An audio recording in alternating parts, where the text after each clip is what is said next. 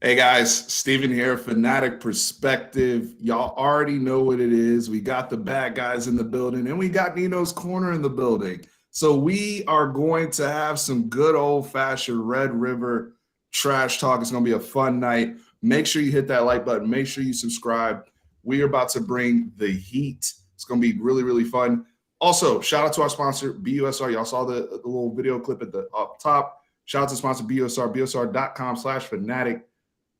Best sports book, official sports book of Fanatic Perspective. We are outside. Also, we're going to have some promos coming up during NFL season. So, not just college football bets going in, Heisman bets, conference odds, all those things, but also like leading rusher, player prop bets, whole bunch of stuff. So if you play a lot of fantasy football, a lot of the bets and promos going on BSR will run right in your wheelhouse. So anyway, I'm excited to talk to you fellas. My friends over here on the wrong side of the 50.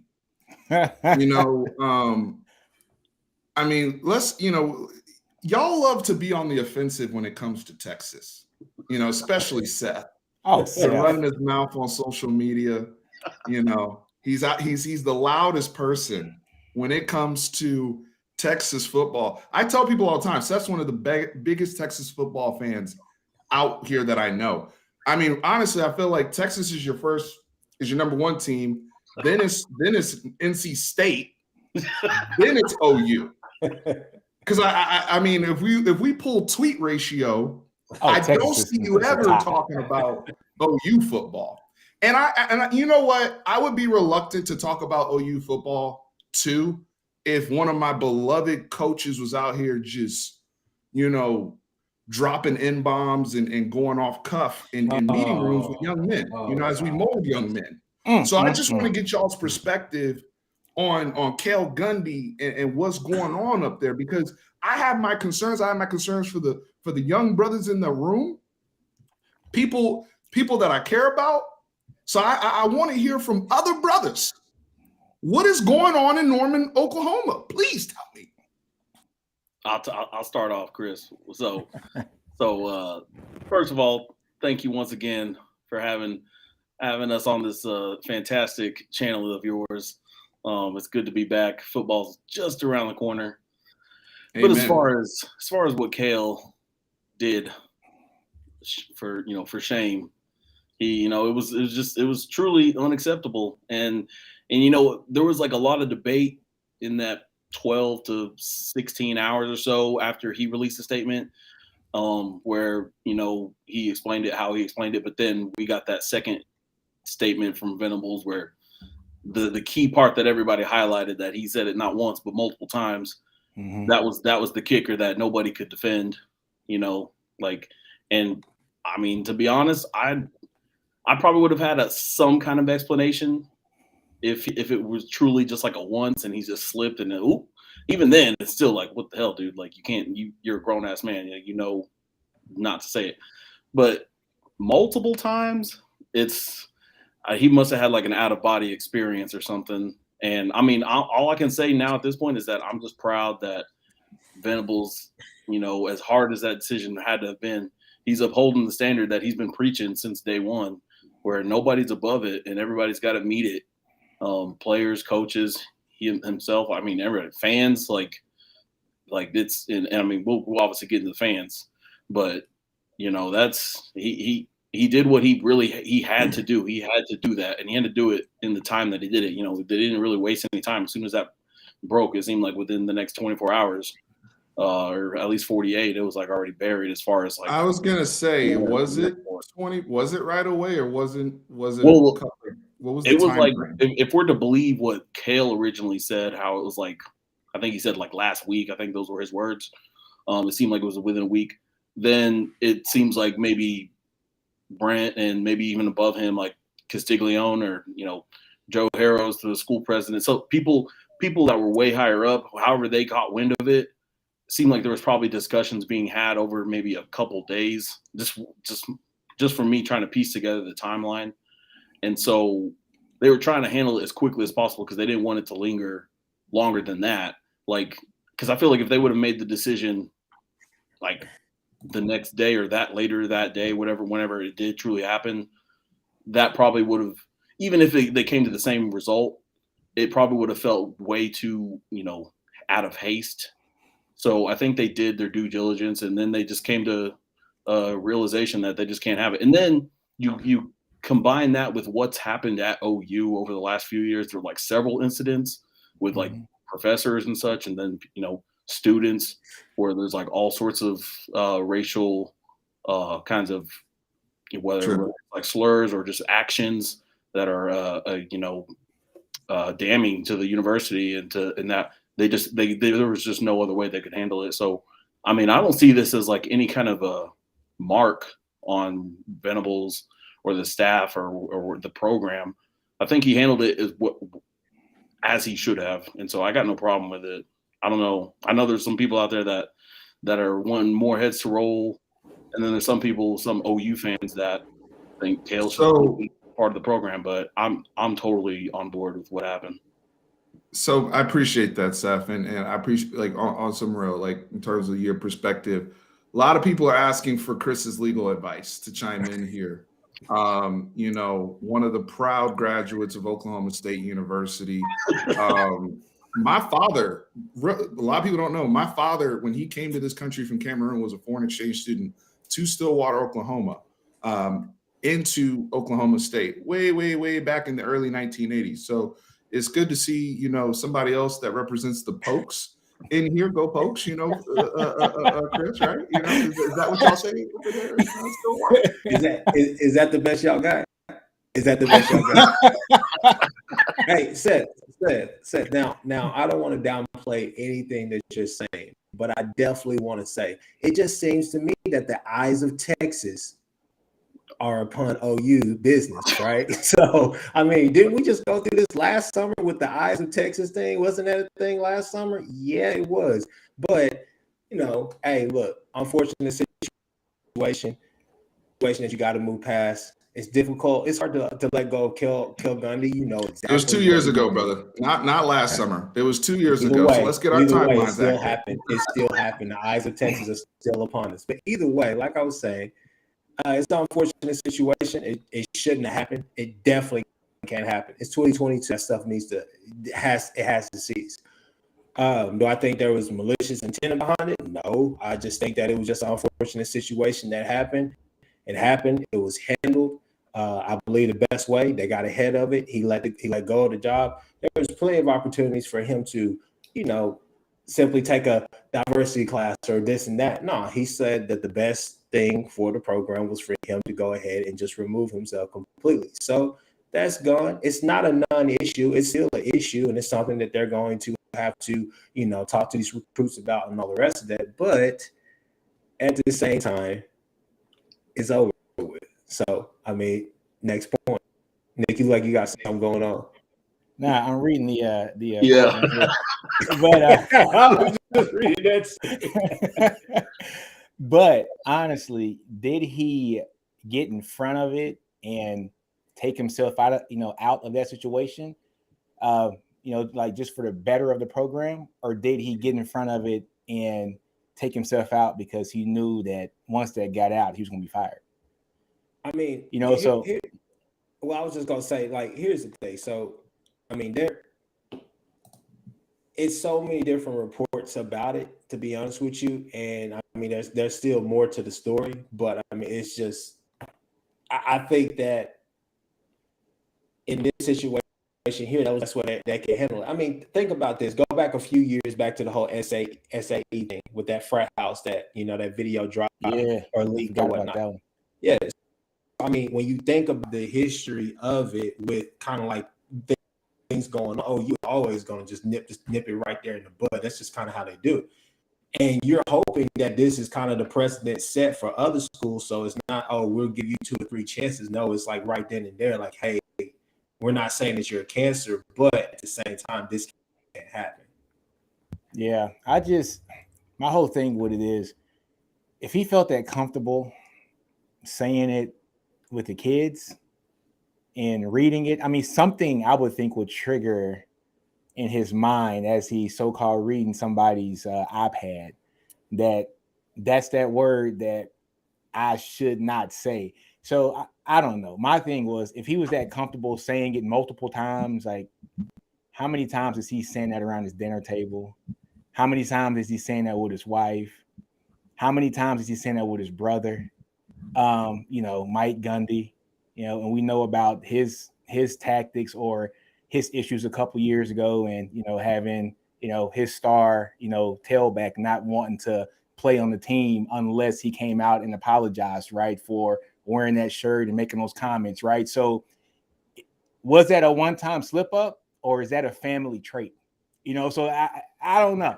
You know what I'm saying? Come on, It's just Nick. that. Come on, Nick. Come on, Nick. Hey, I'm just saying. Come on, I'm Nick. just saying. You better than that, Nick. Come on, man. No, I'm not. I mean, No, I'm the being same for real. Go back. Come on, you better than that, Nick. You better than that, No. Nick. Come on, man. I'm gonna say this.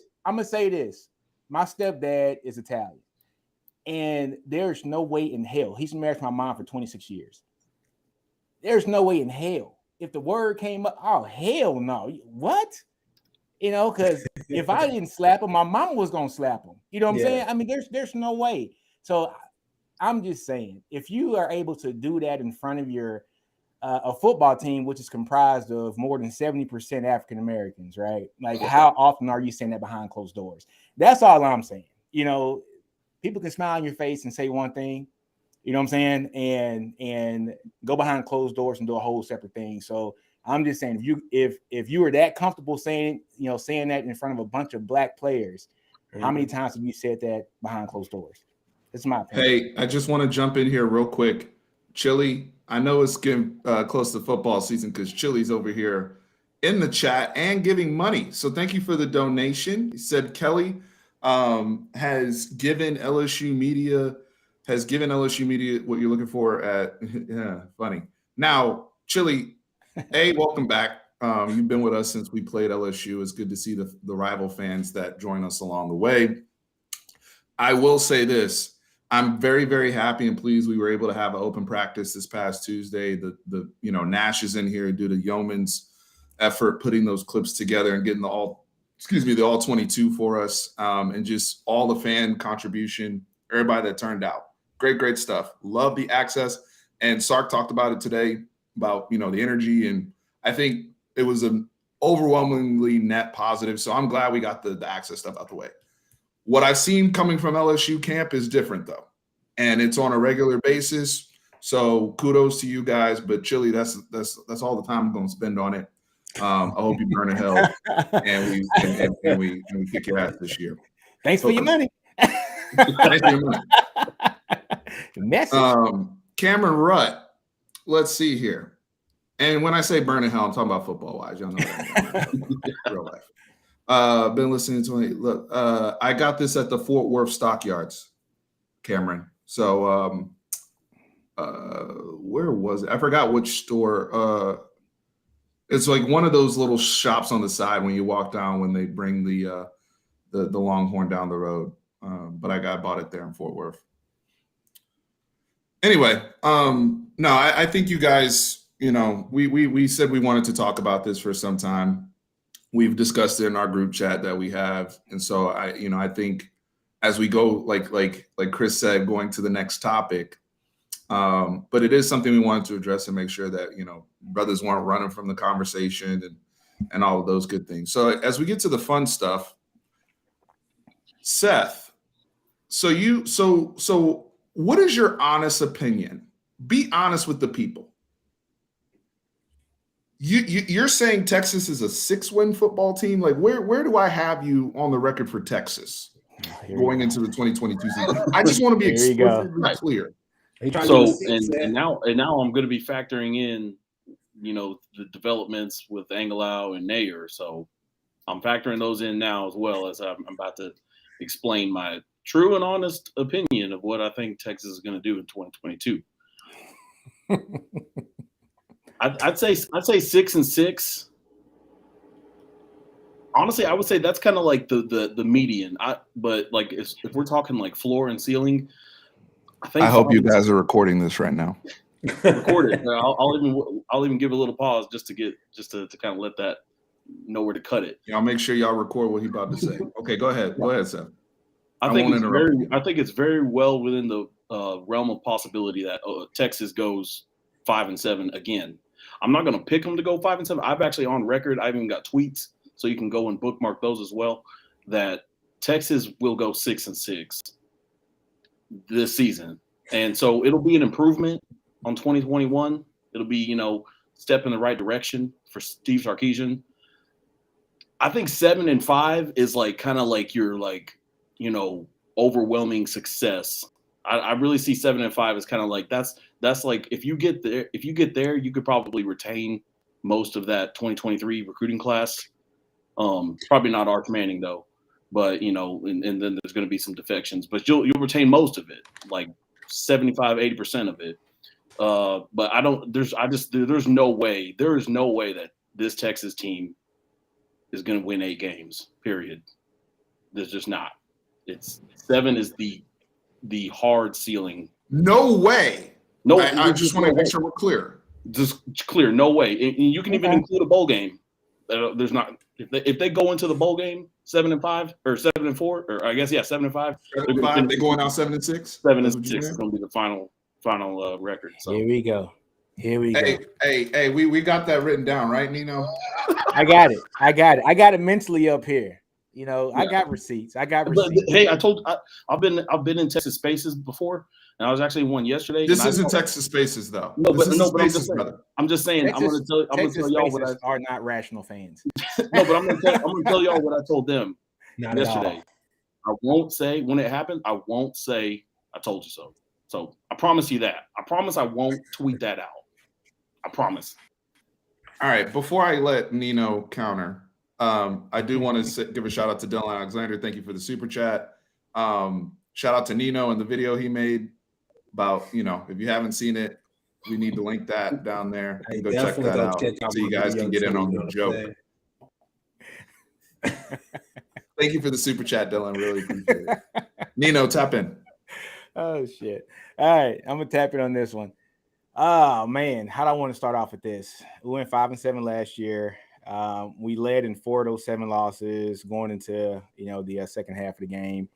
I think this offense is going to have a lot more firepower this year. I do. I think we got a better, group of wide receivers. I think our tight ends are definitely better. I think our tight ends are going to stretch the field this year, not like Cade Brewer and not like Jared Wiley. They didn't stretch the field. I think their average depth was probably 5 to 7 yards per throw, so they couldn't get deep at all. So I think our offense is going to be much better, even with the young offensive linemen. I'm just going to be honest. If you're better than the person in front of you, you're not too young to play. You're ready to play. I'm sorry. It is what it is. I'd rather have a guy out there who might be 18 years old, who is better than the guy who has been out there for 3 years. Because if you've been out there for 3 years and not producing, then what are we doing here, right? So we got, like Kelvin Banks Jr., DJ Campbell. Those guys are highly touted guys. And, 9 times out of 10, they go to any other school as well. They're going to be starting, right? So, hey, it is what it is. I'm going to say, and I've been on the record, 8-4. I think we go 8-4 this year just because our offense is going to be much better. I think our defense is going to be improved. Seth, I'm telling you, I think our defense, all we need to do is field an average defense this year. That's it. I'm not looking for a top 30, a top 25 defense. I'm looking for a top 65 defense this year. If Texas had an average defense last year, they go 9-3 easy. I think with the addition of Tucker Dorsey playing linebacker, couple that with Jalen Ford at the linebacker, we can move Overshawn, around, make him our chess piece, get him the blitz because he's a hell of a blitzer. This is his first full off season this year, because he's never had a full off season at linebacker, always been hurt. But this year he finally put on the weight. He's up to, I think, 235, right, Steven? So he's at a good size now for linebacker and off the edge as well. So I think Texas is going to go 8-4 this year. I think that we're going to go into the Cotton Bowl. We'll be 4-1 going into the Cotton Bowl. Hey, but before Chris responds, Fishy's calling you out here, Seth. He said he's got some receipts. Do you want to address Fishy's comment? Yeah, let's see. Oh yeah, I mean, I think 11-1 is right in that sweet spot though of where OU could go.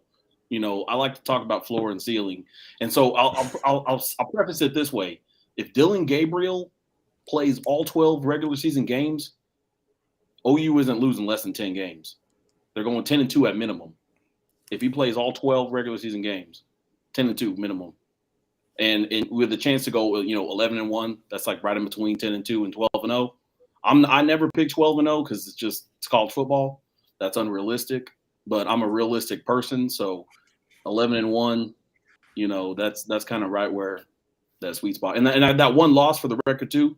Just I think I feel like it's going to be one of those games that OU shouldn't lose, like at TCU, because that's like the week right before OU. God bless, Seth. You just said you're a realistic person. Yeah. God bless. I mean, this man came in here with the Wycliffe on today, and I was like, you know what? I had a feeling. I was like, man, this brother, you need to link the what in the chat for whoever your new supplier is, brother. Because that's some good ish you got going on. Up there. I know people think I'm just doing it just for like the clicks and everything, but like if I was like talking into a vacuum, this is exactly what I would say. Like I hear you. I got burner accounts. That I say the same thing. It just doesn't get engagement. But I mean, this is how I really feel. Like I'm because I'm watching the trends. Like you say, I'm the Texas #1 fan, or Texas is my favorite team. Well, there's a reason I pay attention to Texas so well. I think I know how Texas is going to do because I am so dialed into that program. Seth, Texas is on your timeline more than OU, and you're about to have 2 degrees from OU. That is not healthy. It's not healthy. Texas is on your mind more than OU is. Hold on, let's get to the pokes up top. What you got, Chris? So first off, I was on a show a while ago. I mean, Nick, we just had an honest conversation, man. We had a good conversation, and I said, man, look, the ceiling for this Texas team is probably around 9-3. Then Nayor happened. Then the reports came out about a whole bunch of other stuff. And I was just like, you know what? 7-5 is sitting. That looks really good on y'all. So I listened to Nick. I watched Nick's videos, and I'm just thinking to myself. First off, look, I know that you're in love with Jatavius. He's a question mark. We don't know what the hell he's going to be.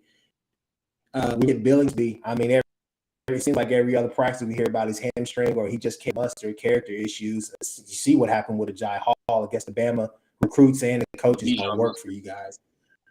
Mullet Boy's a freshman. I mean, let's just throw that out there. There's only one man. You know what? I'll say that. Nayor is out. Let's just be real. Now you guys are going to go to Whitting. Is he supposed to step up as your number 2? I was in Twitter Spaces today, and they were talking about that Amari kid or Amar kid. It's like, well, hopefully he can take his brace off, and he could be what he was supposed to be. And I'm sitting there just like, okay, here we go with the what ifs. Speaking of what ifs, Nick talks about a lot of what ifs. Edge rush, this and that about the edge. You want a top defense coming off of last year with what y'all were doing? I didn't say a top. Nope. Stop it. Nino did not say a top defense. My exact words. What did I say, Steven? If this defense can be average, meaning 65, they go Who the hell is playing opposite of Ryan Watts? That's the question. What y'all have a young secondary still. Y'all don't have a major experience. 5th-year senior Jameson is playing opposite of him. Anthony Cook's playing the safety, and a combination of Jaron Thompson and Crawford are playing safety as well. So it's not a very inexperienced defensive backfield. Anthony Cook, this is going to be his senior year as well. Thompson is his junior year, if I'm not mistaken. Jameson is senior year, and Ryan Watts, who you're very high on, Chris. I think you said I'm very high on Watts. So we're not at Jameson. We are not an inexperienced defensive backfield. So that was your point that we're inexperienced. And I just named you that 3 of the guys back there are juniors or better. So we're saying experience. Okay. And guys that we didn't hear a lot from. So going back to your running back room, obviously you guys probably had the best running back in college football. Nobody's going to fight you on that. Everybody's in your chat talking about Roshan this. I hear Jonathan Brooks this. We all know to see them because Sark notoriously likes a bell cow back. So the only time that we get to see those is whenever Bijan is injured, and that's something that you got to think about too. Chris, is that a bad thing to have the best running back in the country on the field all 3 downs. Is that a bad thing? I'm not going to say Because it's a bad thing, but I'm going to say that he's injury prone, and that may not be a great thing against Bama's defense. But it's not a bad thing to have the best running back in the country down there for 3 downs. Hold on, timeout. Who's injury prone? You said Bijan's injury prone. Is he not? Is he not? I mean, he's a lot more reliable health wise than Dylan Gabriel is. If we're talking about 11 Gabriel, I don't want to hear people who are relying on Dylan Gabriel talking about who's injury prone. Knock it off. Your running back takes hits. Go back to his freshman year against T-Tech. Then go back to last year. He got his arm broken. Chris, he had a broken elbow. He had a broken elbow last year, but his freshman year, he wasn't hurt. Okay. Yeah, he had to hit, but he wasn't hurt. It's football. You know, like he played the next week. He played the next week. Also, let me put it to you this way. I feel good. Let's say that if you believe Bijan Robinson is injury prone, then you have to agree with me that Dylan Gabriel is injury prone, right? Very much so, because he's missed a season, right? So let me get to my point. If we're gonna be even there, who do you trust more, the backup running backs at Texas or the backup quarterbacks at OU? You tell me. I don't know, because I haven't really seen anybody outside of Roshan. So Bevel, the Pittsburgh transfer may be just like Roshan, where he's a Davis Bevel. Yeah. Is that his name? Yeah. I thought that was a type of pencil. So I wasn't aware that this individual was a quarterback. So speaking of that, let me. And the Evers family is going to be very upset with you talking about Davis Bevel or whoever this person is. Bevel's the running back, right, Chris? Is he the running back? Or what about General Booty? Hey, General Booty. If y'all want to talk quarterbacks, let's talk quarterbacks then. So all the reports is looking like Booty in, bro. Yeah, put some booty. Yeah, we can talk about it, but I'm just saying this right now. It looks like your boy Quinn is probably not going to start. And I've been trying to tell y'all from the get-go. Don't speak on things you do not know, my friend. Oh, don't speak on things that I don't know? Chris, okay. I trust. Well, I'll speak on something that I do know. I'll speak on something that I do know, okay? There is one thing that is redeemable about Texas this year. And this is the only way that you guys will be able to reach 9-3 or possibly a Big 12 championship. And that is if we play this man right here in Card we trust. Okay? Because I'm letting you down. Hudson Card is the best option that y'all got at quarterback. I'm trying to tell y'all he's going to be there and he's going to be able to save that offensive line. Your offensive line is still ass. They're not even average. They're ass. Let's just be real. Campbell could come out there. He may pop for y'all, but he's a freshman. Remember that. And it's a big learning curve for offensive linemen, especially the freshmen. I'm telling you now, if you want to save this season, Hudson Card is most likely your answer. Y'all are going to flip-flop quarterbacks this entire year, just like you did last year. And then guess what's going to happen? RJ is going to bring his ass into the fold. And guess what? That's just going to complicate matters then. And then what's going to happen with your boy Malik Murphy, who everybody seems like y'all are pretty bullish on, but nobody else around the country gives a damn. I'm just saying, man. 7-5 is probably the best that y'all are going to do. You literally have a pencil as your backup quarterback, and you're over here talking to me about Malik Murphy. And you know what's funny? You're talking about people who are bullish about all these other people and who's not and who is this. Malik Murphy, last I checked, finished second in the Elite 11 competition, which y'all said didn't matter. And he's not going to see the Jackson Arnold wins the Elite 11 competition. All of a sudden, the Elite 11 is all Texas ever. He won't see the field at Texas ever. So that's Corey. We're gonna get to OU in a second. I want to finish on Texas. Steven, I'm sorry, man. I'm sorry. Let me just get this point off, man. Go ahead, Steven. I ain't mean to interrupt you. So, Chris, you said our offensive line was trash, right? Yes. Okay. Yes. Our offensive line allowed 26 sacks last year. Your offensive line allowed 33 sacks. You know my God. Nick, no, listen, Nick, Chris. Let me finish my statement. Where did y'all finish? Let me finish my statement. Let's stay on track, Chris. Let me finish my statement. And what did I tell you guys last time? You know, look, Alabama's offensive line allowed 41 sacks last year. All that's overcome by a quarterback who is transcendent. You guys had a transcendent quarterback in Caleb Williams last year who was able to come back, do great things to win you guys games. All that stuff on the offensive line can be erased with a quarterback who is transcendent. You guys have had transcendent quarterbacks for the last decade. It is what it is. I give you guys props for that. You guys don't have Caleb Williams who can escape pressure this year with Dylan Gabriel. He's not Caleb Williams, folks. So you guys allow more sacks on your line than Texas did. So if we're garbage, then what is your offensive line? With a transcendent quarterback. And with that transcendent quarterback, he was able to get outside the pocket and run, steal the ball from the guy in Kansas to win you guys the game in the last minute. Those are the small plays that a Heisman candidate quarterback can do to help you win games. Now, if you had an average quarterback behind your line last year, like Spencer Rattler, then you guys would have probably been 8-4 last year, or possibly 7-5. Hey, I have at least 3 points that I can make of why OU's O-line is going to perform better than it did last year. One, right off the bat, Jerry Schmidt coming back, strength and conditioning coach, used to be at OU, was at Texas A&M. Now he's back.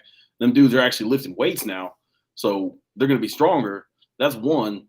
Another, with Levy back, with Levy calling the plays now, the run game, there's going to be a different kind of focus on the run game that there was before. And also, if you look back at last season with OU, they only had like 2 scholarship running backs going into the season with all the attrition and whatnot that they had. So there was like almost like a hesitance from Riley to even want to run the ball. So if you're passing it more, therefore you're probably going to, work yourself into more sacks. And also the tempo that Levy's running is going to it's going to lend itself to less sacks as well, because he's going to be gassing the other defense so much they're not going to be able to just dig their heels in and tee off. So I'm telling you, those sack numbers are going to go way down. And there's still a lot of experience on the OU O-line, whether it's in an OU uniform or not. There's a lot of experience along that line. But you just can't say the same thing about the Texas O-line. A lot of those dudes have never even been in a college game. And they're like 3 of them are probably going to be starting. I see Big Swole Billy Bowman, future first team All Big 12 on my screen right now. That's that dude. Yeah. Can we address this? Get up. Oh my God. Man. Can we address this? He must have never seen. Why the hell do you want your safety looking like this, Seth? He's about to make his own clip against Bijan. He don't remember Taylor Mays, the Landry kid from LSU. He don't remember guys like that. He just started watching football. He's a casual. No. You're gonna make. So what happened to LaRon Landry when LaRon Landry got this big? What happened to LaRon Landry? You tell me, Chris. When he got big like this, I'm just saying, Landry did not look like this at LSU, Chris. Hey, but Billy Bowman, he's moving better than he did last year as well. So it's not like he just got big and now he's slow. He doesn't even look like he can lift his arms over his head. And actually, he actually looks bigger. He's like a Goomba. What is this, Super Mario Brothers? Are you kidding me? This is unacceptable. Talking about Schmitty back, Schmitty got the boys in shape. What the hell is that? Brother, it's on the juice, fam. You want to know what's unacceptable? This came across my desk too. I want to show y'all something. What is this? What is this? Hey, NIL. It's like a football right. inside your mouth. HEB should take this off the damn shelves right now. Chris, y'all need to throw this. I am saying, how are you hating on another black man getting money? Getting his money. How you hating that man getting a check? Get your money, black man. What are you talking about, Chris? Get your money, drive your Lambo, and go in the first round. Think about that. Y'all just mad. If y'all would have gave Caleb some more NIL deals, he'd still be a damn quarterback. Nick, I want you to go to HEB tonight, all right? I want you to go to HEB tonight. Stick your hand inside that thing and put it in your mouth and tell me if it tastes like a touchdown. You just tell me. Because that just don't sit right with me. What he has products and making money? Sir. God. Come on, Nick. This man got NIL deals making money. Come on, y'all man. mad? Y'all mad because the man got money? NIL deals? Y'all hating, man. Y'all hate because the man got product in the store. Boy, y'all something else, man. Y'all tearing that man down. You need to be worried about the coaches. I'm with that deal, though. I would have taken that mustard. I would have said thank you. His name's Bijan. Yo, come on, man. You got some great Papon. I got Bijan. Come on, man. You ain't lying, brother. Come on, Chris, you hating, man. You straight hating. Ain't no- Hey, Seth, but to get Hey, back to your bro. point. Yeah. So, I'm going through your OU stats last year, right? And you saying that you guys didn't run the ball as much. You guys ran the ball 448 times last year and had 398 pass attempts. So you guys were a balanced offense and ran the ball more than you passed the ball last year. So that I'm talking thing about us passing the ball more, and that's why we had more sacks because we passed the ball more. No, you actually ran the ball more than you passed the ball last year. So that's another. But to start the season though, it was not that way at all. Like they had to build up to that, and then once they had dudes back, once they were able to get Marcus Major back from academic inability, and just like started to get healthier. Well, I'm going to say like this. No, you guys ran the ball more last year. Once you had your transcendent quarterback in the game, who's at USC right now. That's when you guys started running the ball more. Let me jump in here and just end this. And I'm just saying, that's when you guys started running the ball more. What Nick is not understanding here is football. Let's talk football for once. All right. Zone scheme. It's going to be a way different scheme. Last year, you saw, even with our offensive line, as you say, they're terrible and they're bad. When we got to that zone scheme, okay, that zone scheme was perfect. Go back to the K-State game. I tell everybody each and every time. Nick, we talked about this plenty of times. If you want to see the real OU team under Lincoln Riley last year, go back to the K-State game. That was probably the best game that they played all year. Why? Because they had the zone scheme and you were able to run the ball effectively. Okay? This year, you're going back to that scheme. It's simplified. It's a simplified scheme for the offensive line. And this year, with Beating Bo is going to be able to play the guys he wants, and they feel really good about a lot of guys out there. So I'm just letting you know, if you're just talking football, that's the biggest point right there, and that's going to be the biggest difference this year, Nick. Yeah, I'm sorry. I was laughing at that comment that was down. Hey, put that comment back up, Steven. Put that comment back up. Which one? This one? Yeah, right there. Chris, read that. Read that. Take notes. I can't believe you as a lawyer, as an Oklahoma State University graduate, as somebody who's very successful in life, chose to get on my stream and hate on another brother for getting his money. Bag. This man getting the check. Hey, y'all keep it coming. If that's the best y'all got, that's the best y'all got. I know that is a low. You'd already use your trump card, so when I come at you a little bit harder next time, just realize you ain't gonna have nothing else to live on. Oh, child, please. I got all kind of receipts. Don't worry. I got unfortunately. Hold on. Let me make this point. I'm from Shreveport. Unfortunately, I care more about Billy Bowman than you guys do.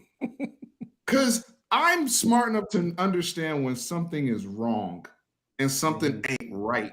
Okay? So, look, you see guys like that get big that fast, all that. Billy Bowman was a guy who was one of the most explosive kids, punt returners, special team guys, DBs, receiver, everything out of Denton Ryan coming out of high school. Unbelievable high school tape. And I'm not the guy that, because there's some people here in the chat, and there might some people be here on the stream like that. I don't know. But there's some people that flip on kids that they like after they don't come to their school. I'm not that guy.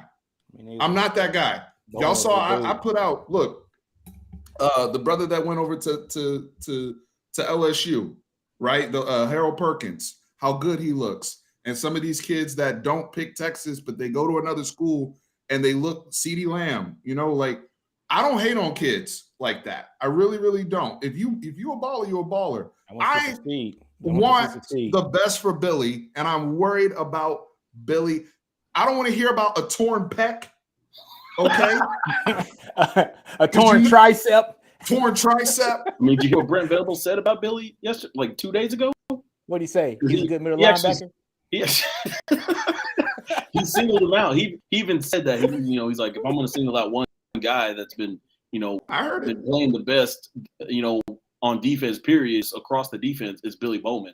Like he said he's been playing the best, most consistent ball throughout practice, throughout fall camp, throughout the summer. So I mean, he bulked up, but that didn't hurt his game at all. He's playing at a level that he hasn't been playing at yet. And you know what? When he got stiff arm into oblivion, he got stiff arm into the multiverse. Hey, Seth, he had to go get that weight on in. Hey, Seth, Wait When you get stiff arm like that, Seth, I agree with this comment. It motivated him.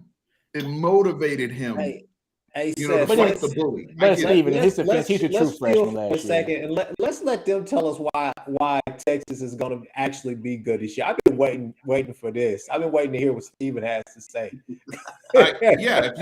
So first off, actually, you know what? You talked about scheme with OU, and I got really excited. I got really, really excited because I actually want to talk about OU, if you don't mind. Because see.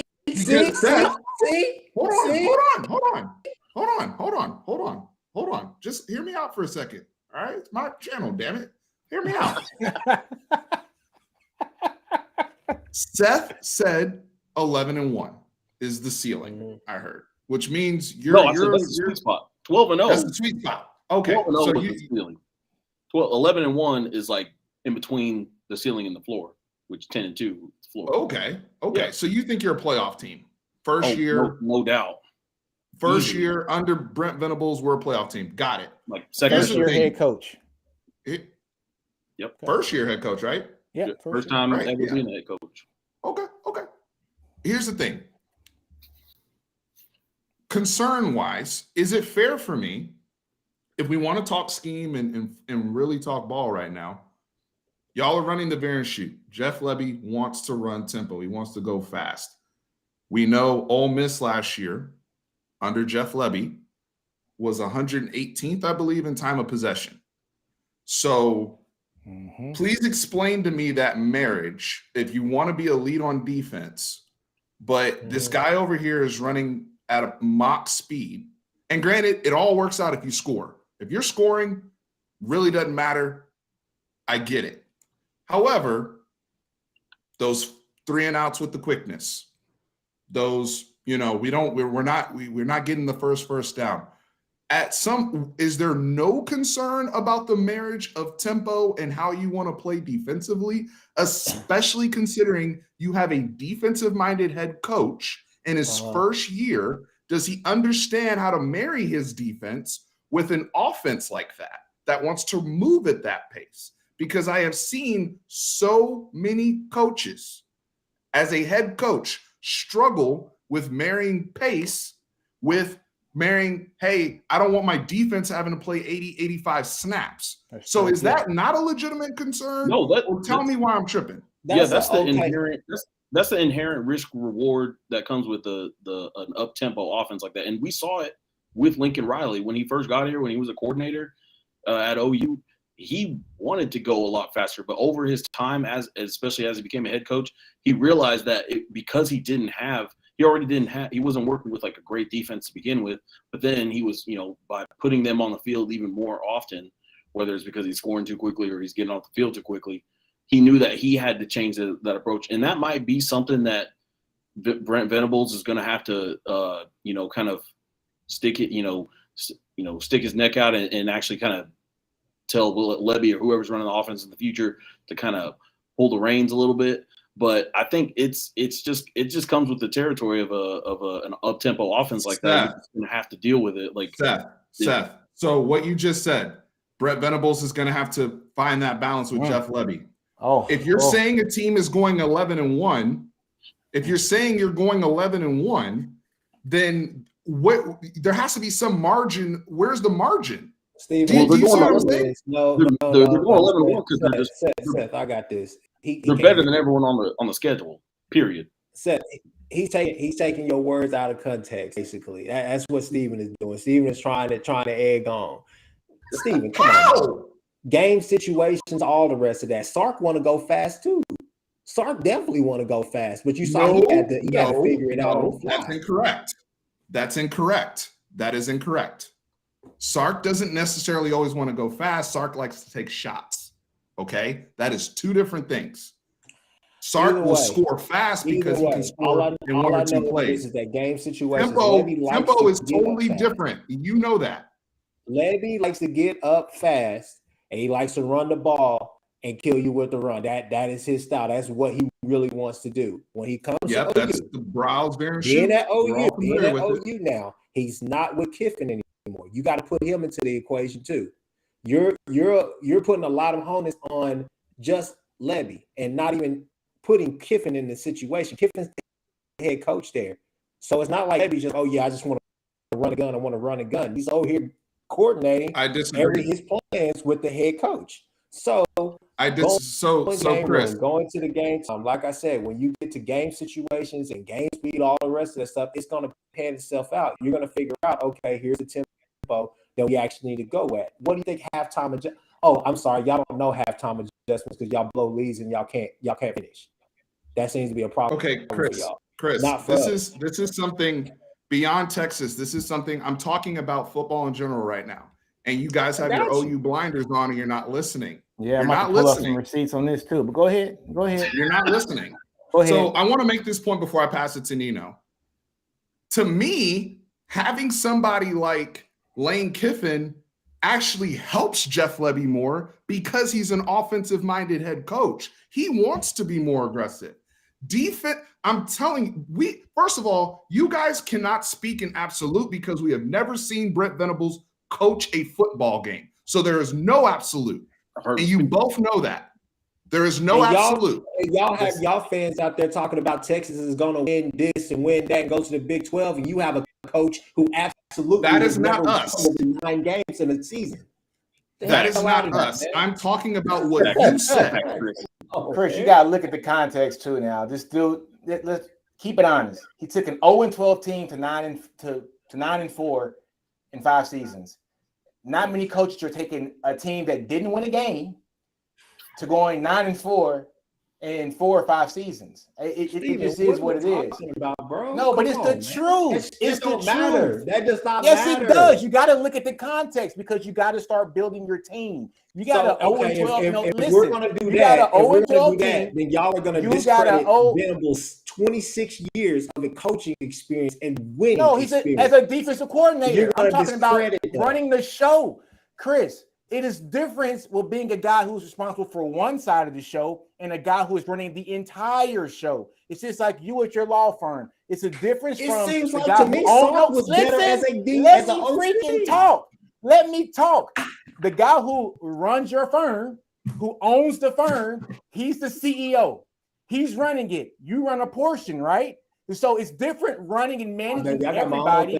I got my own thing. Well, great. Get it right. Get it right now. Well, good. But hey, I'm just trying to relate this to it's different when you have to run one side of the show, and it's different when you have to run the entire show. And I think we've seen that you guys have a coach that's not really that seasoned. I'm not saying that like nothing's wrong with Venables. OU makes great hires. And you guys have heard me say that. I'm not worried about OU's hires. You guys make really good hires. But your head coach now, he's not a media guy for one thing. You know, the throat goat comments, all that shit. You know, let's just keep it real. Let's keep it honest. Like, he doesn't know. This is when you have a guy who is not a seasoned coach and who hasn't been in that moment yet. You don't know what to say in those moments. You don't know what to do in those moments. It's one thing to see Dabo do it. It's one thing to do it. You know, it just is what it is. But getting back to the veer and shoot offense, is what Stephen was saying about them being ranked 118th last year at Ole Miss in offensive time of possession. Go back and look at their defense last year. It was ranked 2 spots above Texas's defense last year. They were 98 in the country. Look at the record. Go back and look at UCF. When Dylan Gabriel's last year there, they were 6-4. And their defense was ranked number 91st. He was what, Seth? What'd you say, Seth? I said he was hurt. You said Dylan Gabriel's last year at UCF? No, hold on. No. I'm sorry. No, his last year where he played, last year that he played in 2020 when he had 3,600 yards of passing. Okay. They went 6-4, right? They went 6-4, and that defense was ranked 91st in the country. That's so UCF I think what Stephen is starting to say is, That's UCF athletes, though. He playing with Oklahoma athletes now. Oh God! But they're playing at the FCS level. They're not playing in Power 5. No. They're not. Look. They were playing at the FCS level. They weren't playing Power 5 competition. I'm sorry, not FCS competition. They were playing at the Group of 5 and not Power 5. All right, so I don't want to hear about you got Oklahoma Town. I don't want to hear that shit. Let's be honest. They had a 6-4 record. They had the number 91st ranked defense in the country because their offense is so fast. Ole Miss last year, 97th ranked defense in the country because they scored so fast, which they didn't really score a ton of points last year, which we'll talk about that later. But they scored so fast, 97th ranked defense in the country. They had a quarterback that was a Heisman finalist quarterback, and that's what they were able to overcome some of those things. What was their record last year? What was Ole Miss? 94, 93? No, I think they won 10 games because it was like the first season in forever that Ole Miss won 10 games. So I think they got to 10. Was it 10? It was 10 with the bowl game, right? Probably. No, because they lost to Baylor in the bowl game. That's right. So they were a 10-3 team last year, right? I believe so. I want to add to what Nino's saying, but I want to make one quick caveat. Shout out to BUSR, official sponsor, official sportsbook, official betting partner, Fanatic Perspective. Shout out to my man Fishy for mentioning BUSR. We got promos coming here soon. NFL on the way, college football. Put your Heisman bets in. Seth, Chris, please put your money. Go to BUSR on me. Put your money on Dylan Gabriel. Go ahead.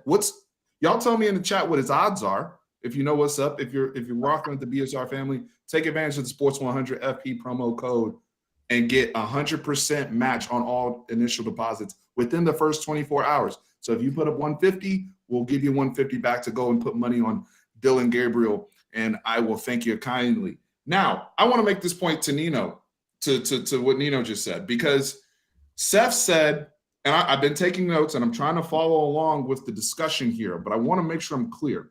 So Nino was talking about pace and giving you examples of defenses struggling married with the veer and shoot, especially with Jeff Lebby. Your pushback, Seth, was not OU talent on the defensive side, correct? Not OU talent and not OU coaching. And not OU coaching. Okay, cool. So 2019, now granted, this is not veer and shoot, but it's tempo. So I'm going to give you an example of a team that played fast, was trying to score quickly, running a whole bunch of plays, allowing their defense to play a lot. 2019 LSU. Let's go through their defensive depth chart real quick. Grant Delpit, who won the Thorpe, Christian Fulton, Derek Stingley Jr., who's a top 3 pick, Clavion Chason, who's a first-round pick, Jacob Phillips, who's a Cowboy, Patrick Queen, who was a first-round pick, Tyler Sheldon, Rashard Lawrence, and Glenn Logan, Neil Farrell Jr., and Siaki Ika was the backup nose, who's now all Big 12 at Baylor. That was 2019 LSU defense. And one of the conversations that they had to have in the middle of the season was what? We need to slow it down. We have to protect our defense. As good as that group was, with all of those players, y'all make fun of Sam Ehlinger and call him a fullback and call him all these names, and we were slicing those dudes up, right? And to the point where they said we cut the AC off. So I'm telling you, when you are on the field like that, I don't want to hear about coaching or talent. That goes across football. You only have so many plays in your defense. When Alabama beat Georgia in the SEC championship game, because they were the only people that really, really put something on the Georgia defense, it's because of the amount of plays. You saw Jordan Davis could make it through the half. What's funny is, like, I think the last time they saw the veer and shoot is when Bryce Petty was getting in their ass, back in those days. So, I mean, I don't know. It's like y'all looking. Hey, I will say this: but Steven, you were talking about the LSU defense, and we look at that, that 2019 defense and those dudes. They had a bunch of NFL talent. This OU defense I can name at least like 5 dudes that are going to be playing in the league when they're after. You have a Derek Stingley Jr. over there? I mean, Woody Washington is pretty good. Whoa. No. That wasn't a question. He asked, do you have a Derek Stingley Jr. on your team right Derek now? Stingley doesn't grow on trees. I don't want to hear somebody pretty good. I don't hear nobody pretty good. I want to hear, do you have a Derek Stingley Jr. Top 6 pick in the draft? Hey, wait, we got a Woody Washington. Billy Bowman, all of them tear it up this year. Just wait on it. Nick. Yes. Just wait. What Nick? Talking Jalen season Redmond, almost Ethan over. Downs, those are- Talking season almost over. Y'all been in them chats and them Twitter spaces talking about y'all's gonna score 40 points. What a you game. mean, y'all? I don't know how What you y'all mean, gonna y'all? do that. I don't know how What you y'all mean, gonna do y'all? that this year, man. Hey, I want to say this. I want to say this point too about like just like looking at Stark and Venables. I would much rather have a coach who is unproven and the sky is the limit versus a coach Well, a coach y'all who, the perfect spin cycle. No, y'all the versus spin a coach- cycle. versus a Golly, coach y'all the who is spin proven, cycle. who is proven and is proven that he's mid. That's Y'all, That's all he is. y'all spinning. Y'all be spinning, boy. When Sark got hired, oh my God, this guy, you don't know what he's gonna do. He's only coached at Washington. You don't know what he's gonna do. Venables gets hired. Oh man, the God is here. The man came back home. He ain't never Y'all said coached about the game, Lincoln when but Lincoln he took gonna. over. Y'all said the same thing about Lincoln when Lincoln took over. Lincoln was handed a ready-made that team. either. I don't want to hear that. Lincoln was handed a ready-made team. Lincoln ain't never built shit. Let's keep it real. What has Lincoln built? God. Hey, that's- No, let's keep it honest. God. No, Chris, what has Lincoln built by himself? That's why he's going to Tell fail me. at USC. No, what has he built? Answer the question, Chris. It's You an act easy like question. you're Lincoln acting built? like No, you're Chris, acting you're not like answering the question. What has Lincoln built? six What did he build? Big 12 championships. That's what he's What built. did Lincoln That's what build? he kept No, going. he didn't. That was Bob Stoops doing this thing and handing him a ready-made team. He handed him a ready-made he still had a team. ready-made team three seasons after that. He handed him a ready-made team. Just like when Nick Saban goes, whoever's coaching is going to be handed a ready-made team. They're stacked. I'll tell you what Lincoln Riley's built. He could build a brick house with them briskets that he making. Like I'm telling you. Don't be hating on the briskets now. Y'all were defending them old watery ass briskets. You would think that Nick Saban was setting Texas up pretty good. Half his damn coaches went with Sark, and that still didn't help. Bo Davis on the bus crying about, you can't hear y'all won't do nothing, and all the rest of that. Here we go. You know what's interesting?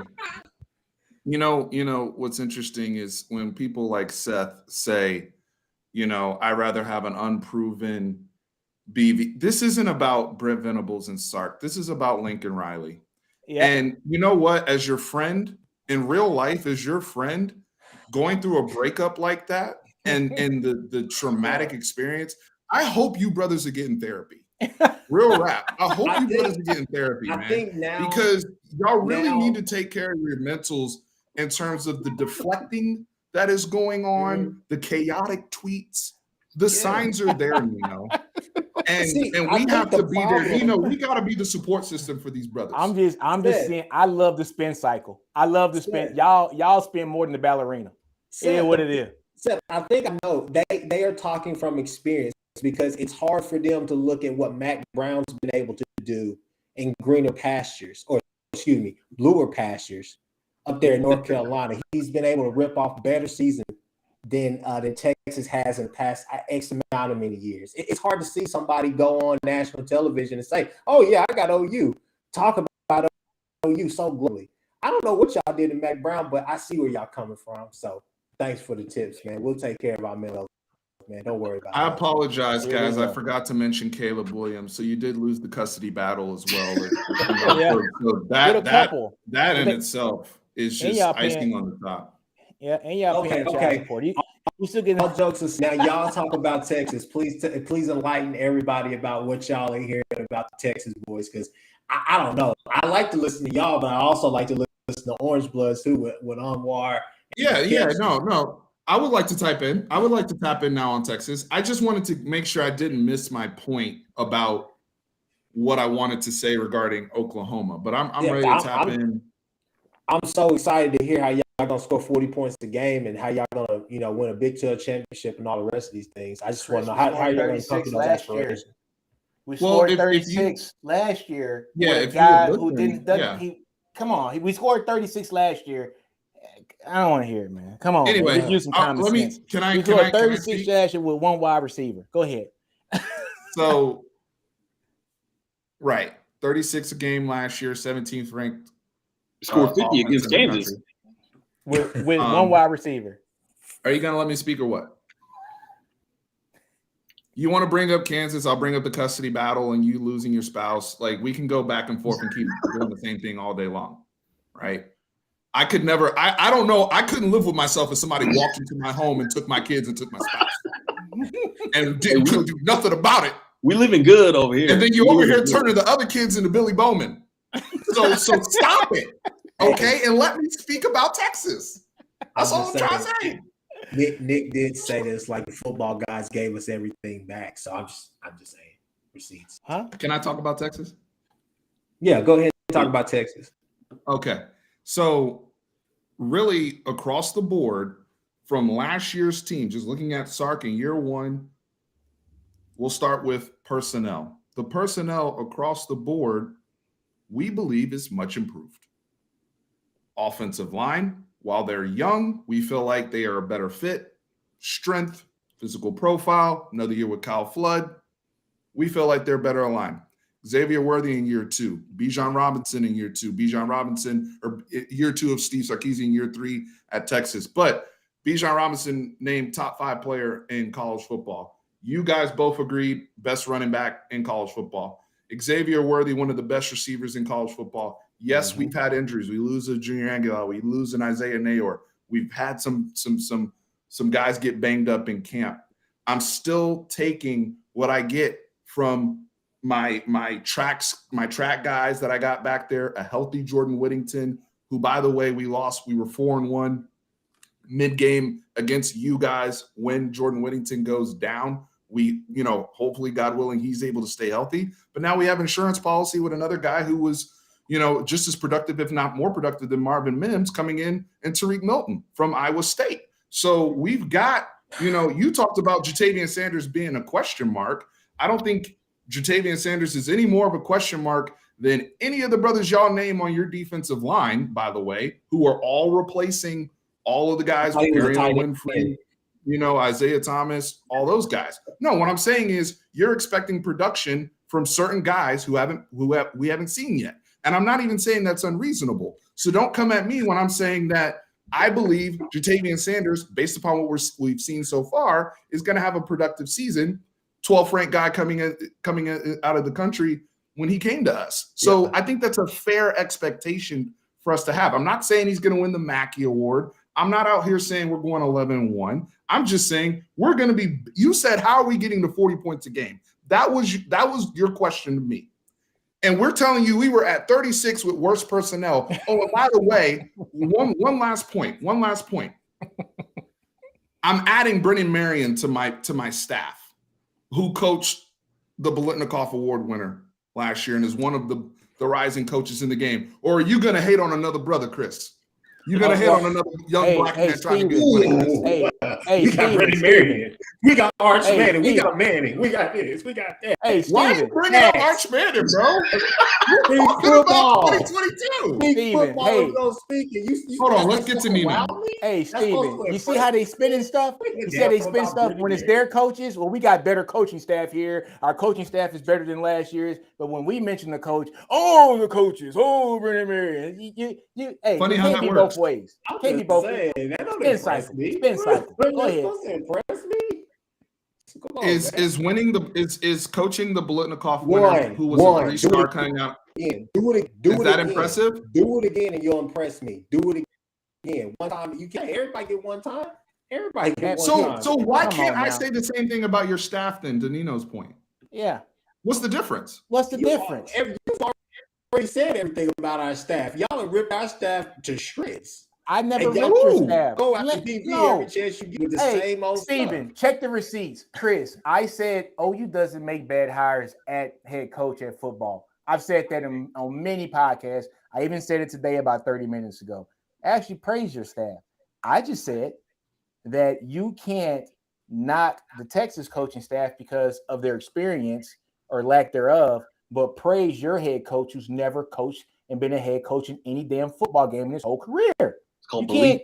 That's all I'm saying. That's all I'm saying. Seth, he said what? He's elite, Seth? He said it's called belief. Yeah. Oh, belief. I thought he said he's elite. Okay. Number one, that's bullshit, Seth. Okay, miss me with all of that bullshit you just said. Did he say he's number elite? two? Number two, I have to say this. You cannot sit up here and say that I'm ripping apart your coaching staff when you told me that you're going 11-1 with a first-year head coach, and all I said is I have questions. That's it. That's what I said. I said I have questions. If the only person on your staff that I've really ripped apart is Schmitty for doing what he did to Billy Bowman, but I also get it because you lost the custody battle, and we got to get the kids bigger to protect themselves. So I understand that. But there's no other coach. I haven't come after Ted Roof. I haven't come after Jeff Lebby. Who have I ripped apart? Who is Nino ripped apart? Yeah, but no, I praise your staff. I said OU doesn't make bad hires. Right. I said it. Y'all not even listening. Yeah, we even got Jay Valai. Who I won't even speak on him right now. I'm not about tearing down brothers. You know what I'm saying? Look.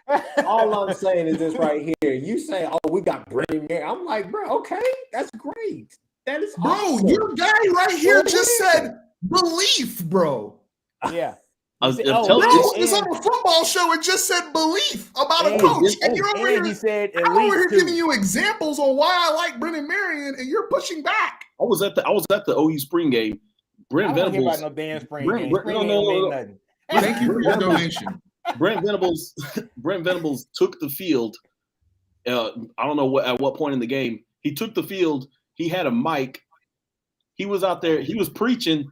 Oh God! I bought in. I was Did he sold. say at throat that goat? point. I Did believe he that. preach Man. about the throat goat? What did he preach about, Seth? When he preached about the throat goat, what No, did he do? had his mouth open there like that lady did in Independence Day when the shit beamed him down. That's what he did. As soon as Brent Venables started talking, he had his mouth wide open, ready to receive. Just like that lady did in Independence Day until doom struck. Hey, like I Keep said, your eyes open, brother. like I said, I won't say I told you so. I promise you that. I'll save y'all the the misery of having to see me say it. So I just won't say it. And keep the receipts. Please keep the receipts. Y'all like the receipts, and just do it. It's coming, man. Talking season almost over. But defensively on that side of the ball, Nino, go ahead and explain to us. Go ahead. Explain to us about the defense, this magical defense that PK is going to come out there with.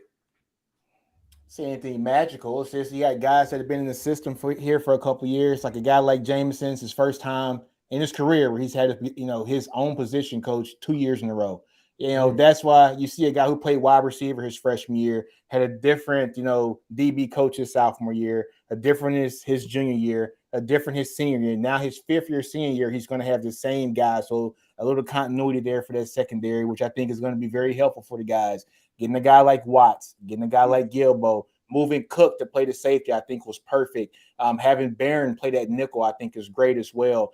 Getting a Tucker Dorsey, guys, he reminds me so much of a guy like Aaron Harris, where a very underappreciated guy in the Texas program who's just a thumper. And the coaches have said he's just a thumper. But what that allows him to do is once he's in the middle in that, of that defense, you can move over Sean like your chess piece. You've seen where PK has met with Dan Quinn this offseason, to basically figure out, this is just me talking. I don't know what he talked about, but if I were PK, it'd be like, how do I get my most explosive player on defense to do 1/10 of what Micah Parsons did at Dallas? How do I move this guy around? How do I get it to where he can shoot gaps a little bit better? His strong suit is rushing the passer. How can I make that happen?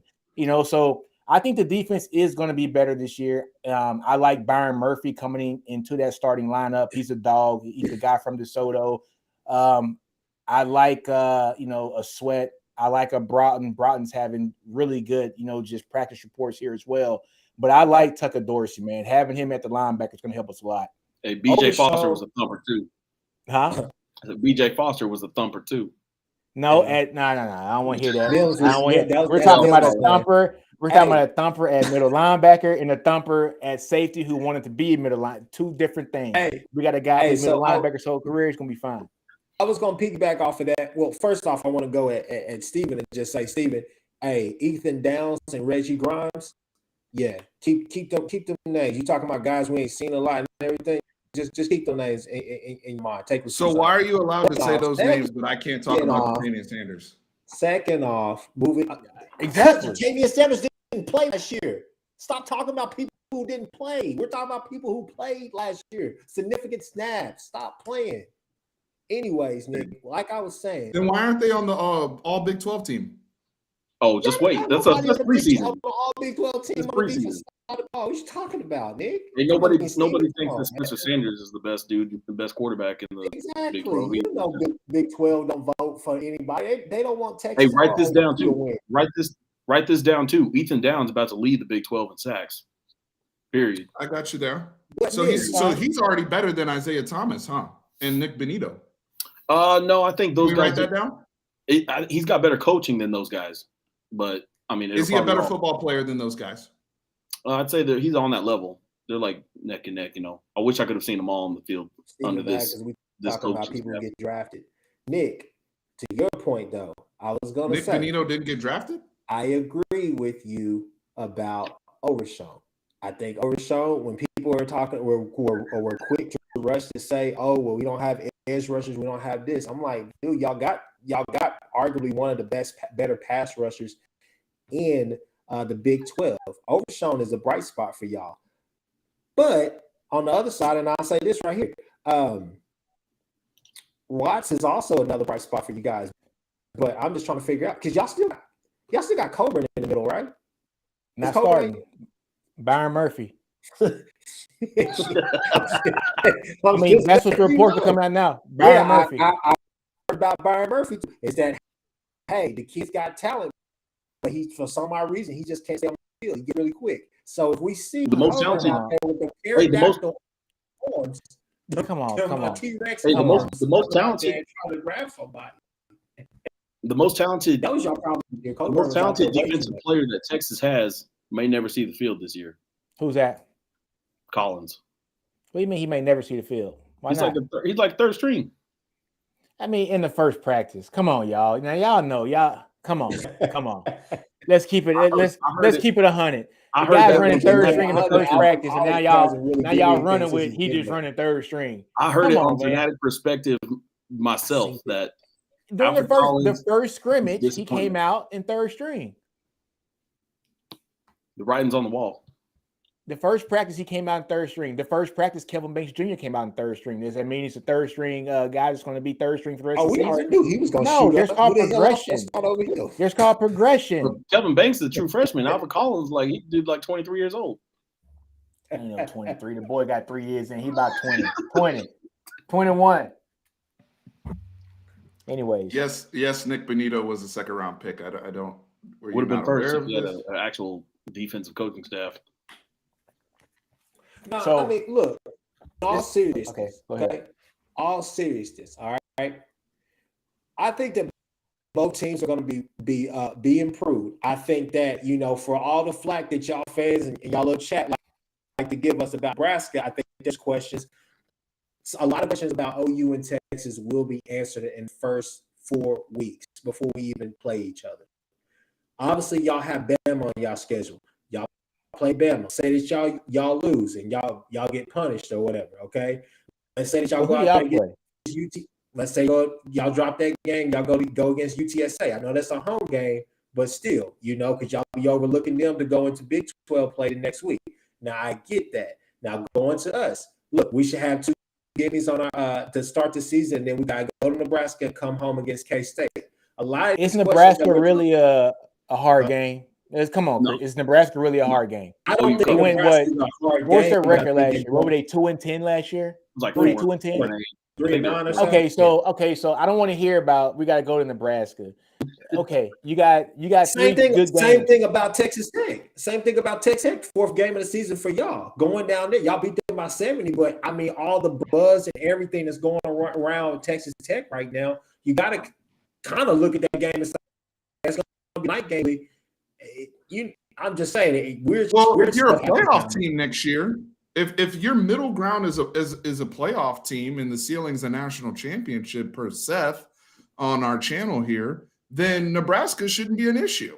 I'm trying to talk. It's all about what your expectations are. In all seriousness, nobody's worried about Nebraska, but I'm saying first road game of the season, going to Lincoln, you know whether they're winning or losing, that crowd is still going to be. It's going to be a hostile environment. It's going to be ruckus, but we'll go out there and do what we do best, and we're gonna go rock it. That game's I'm gonna just play saying that those first 4 games for Texas and OU, a lot of things will be answered. A lot of these questions that we have surrounding our respective programs. Also, keep in mind, like I've said before on this podcast, Nino's podcast, our podcast, Seth, and plenty others, Baylor has to come to Austin and Norman this year.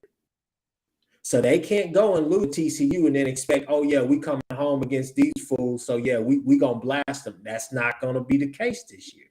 So they both got to come to, and that's a game for y'all at the very end of the season. And that's I think we got a pretty good stretch against West Virginia, them, Iowa State, and then Oklahoma State in no particular order. But basically, like I'm saying, and I'll say it one last time, I'll pass the mic. A lot of these questions that we have about each other's teams and about our teams just on our own side will be answered in these first 4 games, because it's a nice 4-game start to the season for each. I don't think so. I don't think so. No.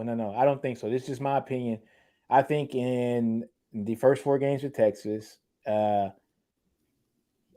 first game, Texas should get that one. The second game against Bama, of course, that's Bama. And anybody can go check my Twitter. They're going to check my receipts.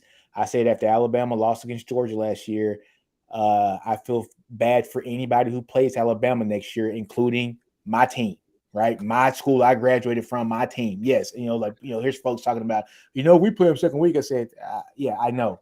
Bama wasn't even supposed to be in the national championship game last year. That's why Nick Saban wasn't even mad. He was smiling when they lost because he's like, this is a free year. This is a gimme year, right? Bama is going to be a problem for a lot of people, for everybody next year. They're my pick next year to win it all. I'll turn on my burnos, the shades, like next season. Well, actually this season when the game comes on, I'll probably pick Texas to win the game because I'm that much of a homer. But, all I'm saying is Bama's going to do their thing. The 3rd game of the season against UTSA, I got Texas winning that, and I got Texas beating Tech. Okay, so I don't think the first 4 games are going to prove anything to me. What's going to prove to me, I have both teams coming in. I have you guys going undefeated into the affair, and I got us coming in at 4-1. And I think that game right there is going to decide exactly where both teams are going to be and going to go after that midpoint. That's my point. What say you, Seth? Yeah, just like season outlook, break it down for both teams, or just, obviously with OU, if I'm gonna say with my chest 11-1, and I'm on record here and elsewhere, that one loss, if I'm gonna pick it, it's definitely not gonna be. I guarantee it ain't gonna be against Texas or Nebraska. But I can see it being against a team like TCU, not because I think TCU is good, because I think that team's actually gonna be trash. But it's just because that game comes right before the Red River game, and that comes right after a couple of really big games like Nebraska and Kansas State. It's on the road. I just feel like it college football is weird like that, and I could just see that being one of them Saturdays where you're just like frustrated because so many different things could change the outcome, but OU falls short. But then they're going to bounce back. They're going to just beat the brakes off of Texas next week, and they're going to run the table the rest of the way. Rematch against Baylor in the Big 12 championship, win that. Probably beat them worse in the Big 12 championship than in the regular season. Then, they'll get to the playoffs. But I think since OU is still, I think, at least another year away from where they need to be in the trenches, we'll probably see a similar result in the semifinal round. I don't think they're going to get embarrassed by whoever they play. But if it's against like a team from the SEC, like an Alabama or Georgia, the OU just not on that level yet. See, I'm a realist. Like I recognize that. And then as for Texas, though, I think I saw somebody in the chat earlier talk about like if it's like far-fetched that Texas could be 5-1 going into the Red River game. And I actually went back and looked just to make sure, and I was like, I actually got Texas starting out 5-1, but I think that we're going to see a similar slide that we saw last year after that game, because I think that game's just going to demoralize Texas. And they, those players just aren't going to be able to bounce back. So I got, obviously Texas losing to Alabama, but I got them beating everybody up to that point. You know, Louisiana Monroe, TSA, Texas Tech, West Virginia, losing to OU. I got them bouncing back though against Iowa State, getting that 6th win. You know, getting to that bowl eligibility. That or actually that's the 5th win. Sorry. But getting to the, you know, they're one step closer to bowl eligibility. But then I got them taking back-to-back losses against OSU and Kansas State. You know, but then they'll get to bowl eligibility against TCU and then end the season with consecutive losses at Kansas and Baylor. You mentioned last year about the loss demoralizing our season after you guys did what you did against us. And I would agree with you. I agree with you. It caused a lot of, you know, we weren't able to finish games. We actually had leads in other games, and we would lose leads. We know the story. Can I ask you a question, Seth, if you don't mind? How did we lose to you? Choke. Who was involved in that loss? I mean, on Texas side, like everybody that seems like I'm talking about OU. You know the question. You know the question. You know the question. You know the question, Seth. But I'll tell you this though. It doesn't really matter what answer the question, please. Well, y'all, boy, I'm answering it. This is an easy question. Steven. It doesn't matter. Hey, Steven, they worse than my washing machine, boy. That spin cycle on heavy right now. I don't know. Extra dry. I mean, can I answer the question? You asking how we extra beat y'all. dry. Y'all should be asking us how we. Y'all should be asking the same question y'all Chris. selves. Y'all had that defense that went out there and looked trash. Chris, I would just like for Steph to answer my question. I'm answering it. Look, it doesn't matter about Billy Bowman, and nobody talks about BJ Foster last year as much as he lost last year. BJ Foster's not on our team. He's not on our team. It doesn't matter what bodies were filling those Sooner uniforms, because when you put that Sooner uniform on, you automatically get imbued with Sooner magic. So it doesn't matter. So all the dudes that are on the team now, they got it. So yeah, Caleb Williams is gone, Mario Williams is gone, Lincoln Riley is gone. But what the hell are you talking about, bro? Boy, you talk about it's a real thing. This is cult-like behavior. Yes, I said it was a cult. I said it was a cult. Sooner magic is a real, measurable, quantifiable thing. Brother, this is not NCAA football, man. No, it's real life. Hey, Steph, you got to get your ass out of Norman. You got to get your ass into a real city, man. Get out of that damn place, man. So your argument is it doesn't matter the player. As long as they're wearing an OU uniform, that man said, we're dope. Hey, Seth, so what happened to Spencer Rattler then with that Sooner magic? It was all part of the plan. He was part of the plan. It was part of the plan. Hey, Spencer likes to say they were undefeated until he got benched. Sooner magic is a divine design. I can't tell you how it works. I just know it exists. Hey, Steven. So basically, he didn't answer the question. He didn't answer. No, I said Caleb Williams and Mario Williams and Lincoln Riley, all them guys. Caleb Williams. We're gonna see the decline in SC because they don't have Sooner magic anymore. Caleb Williams. I won't say I told you so. Xavier Worthy gave us a gift too. He helped in that game as well. The numbers he put up and that fumble that he had on the kickoff return. Xavier Worthy. He's lucky that Caleb Kelly finally retired. We need to have just rip the ball. We need to get that printed, Nino. The Sooner Hey, I'm gonna Steve, I'm going to listen to this again. Magic. Yeah, I'm going to listen to this again. I'm going to clip this up. Seth, you give me some great points, man. You gave me some great video material. Seth, I love you for that, brother. I do. I swear I love you for that one. You Seth, knowing that every video that he had dropped since them injuries dropped, that he been talking about what ifs. What if the offensive line is good? What if these freshmen, we can play all freshmen offensive line? I've never said that. I've never said that. Yeah, I've never said that. I've never said that.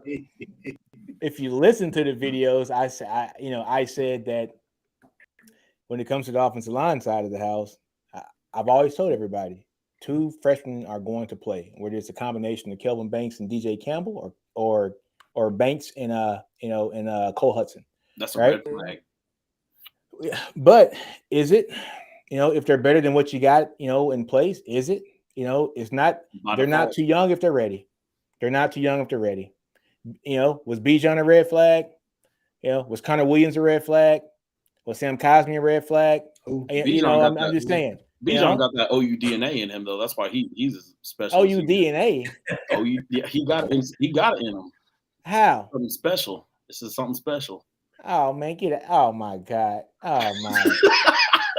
This man said, "Man, stop it, bruh. Stop it."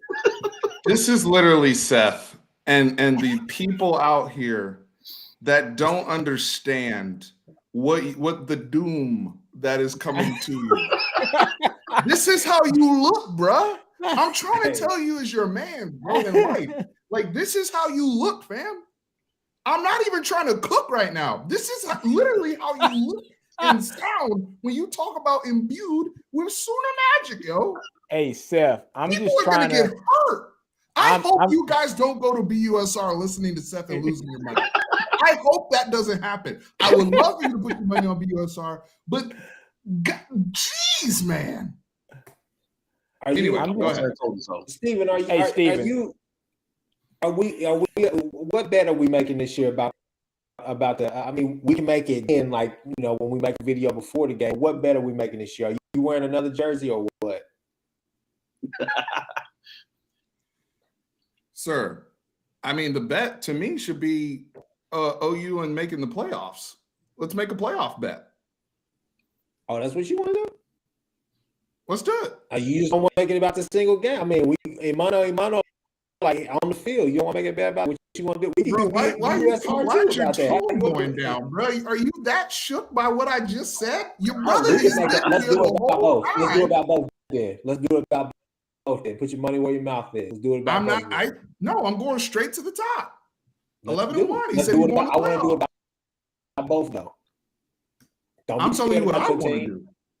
Don't be scared about shit. We still got time. We'll negotiate this later. Well, so hold on. So Texas versus OU, the Red River Shootout. What's the bet, Chris? Oh, I want Steven to wear that jersey again. Wear the jersey. Oh, Nick, you don't remember that? How about this, Chris? How about this? What's up? I'm going to say we only wear jerseys of our alma mater. So if Texas beats OU, you got to wear an Oklahoma State jersey. Nick. Give me your address, Nick. Give me your address now. You want to give me your address now. We're gonna handle this now. I'm not asking you to do anything against your religion. I'm asking you to wear the jersey of your alma mater. There's nothing wrong with that. Yeah, Nick. Hey, Chris, that's the girl that held you down in your bed. She gave you the money to go to school. You dumped her when you graduated. Come on, Chris. ROTC and Texas wasn't saying, ain't gonna say it right. I'm gonna be on you. Huh? What? I'm gonna get on you. What? Hey, raise your hand if you were sexually active the last time your team won a national championship. Raise your hand if you were sexually. I don't know how old you brothers are. You could be vampires. I know black don't crack. I don't know. But I do know, I mean, the ultimate trump card is getting that natty. Since you want to talk about playoffs and everything else and all this BV and imbued in Sooner magic. Well, hold on. I'm trying to do the math. Hold on, Steven. You 30. How old are you? I am turning 34 years old next week. Okay, I was just making sure. I was about to be like, hey, I'm turning 34 years old. Like, wait a minute. Over there having kids in elementary school. Hey, 2005. 2005, I had a car. I had a job. Okay. So I was able to enjoy myself. How old were you in 2000, brother? I was 8. Okay, so I mean, hopefully you weren't, nothing. Yeah, no, I didn't raise my hand. I didn't. Okay. Good. I just want, since you're talking about Sooner magic, you need to experience being able to really enjoy yourself all the way when you win a national championship, and you guys unfortunately don't know what that feeling is like. So I'm just saying. I watched my team win a national championship a couple months ago. I'm talking, you know what I'm talking about. Oh, you softball, baby. We love the ladies out here. We love softball, but that is not what this conversation is about. There they go. Excellent deflection, though. What up, gents? What's up, Chance? Speaking of Sooner softball, shout out to Billy Bowman's girlfriend, Jada Coleman. That's why he really got swole, because he knew that he can't get outshined. In all honesty, question right here. Do you guys think that y'all will win every game this year? Yeah, I think so. I think our defense is going to be much improved. And I think our offense is going to be more potent this year. I mean, I honestly think we got more weapons this year. I think our tight ends are going to be better for sure. Sanders and Billingsley and Juan Davis are going to be light years better than any tight end that we've had in this program over the last 10 years. I'm just going to be honest. We had Kay Brewer, we had Jared Wiley, we had Andrew Beck. Who else, Steven? That's who else? Swain. Yeah, I mean, there hasn't been. Yeah, I mean, these guys aren't guys that stretch the field. We got 3 tight ends that can definitely stretch the field. I think Sanders is going to be that guy at tight end. He's going to stretch the field for us. Everybody knows Worthy's that guy. If Whittington can stay healthy, it's knock on some wood here. But even if he can, that's why you go and you get it shored up with Milton coming from Iowa State. That's why you go get Anajai Hall. I know people want to say, well, he's suspended indefinitely. Hey, that was a good move by Texas staff to suspend him indefinitely, because that means if somebody gets hurt, I can bring it back when I want to bring it back and not just sit him for a game or two. If I would have said he's suspended for the first 2 games, I would expect Hall to basically be back probably next week, because everybody knows the team probably needs him. Brennan Thompson running the 10-2 100-meter dash. Even if this kid only comes in and all he does is just run flies all game, what is that going to do? It's going to draw a safety to him. It's going to have a guy that's going to backpedal a little bit. If Texas can hit 1 pass from him in the first game of the season, everybody's going to have to respect him for the remainder of the season. I think we have more speed on the team. I think our offense is going to be better than last year's offense. Our line, it doesn't matter. Either one. I think either one is going to play better than Casey Thompson did last year. Whoa. Nah. Okay. If it's Card, nah. I think either one are going to play better. My mic from Mary okay. out there. No. Okay. Seth. You said if it's Card. Okay. Now, let's be honest. First game of the season, Card beats you. Yeah, he beats you LL, right? Beats him first game of the season. Second game, we get routed by Arkansas. Third game, we played Rice. You don't think Card would have done the same thing Casey did against Rice? Come on, let's keep it real. I'm talking about what Casey did against like half the teams he started against. Like, I don't think Card would have done like in the Red River game.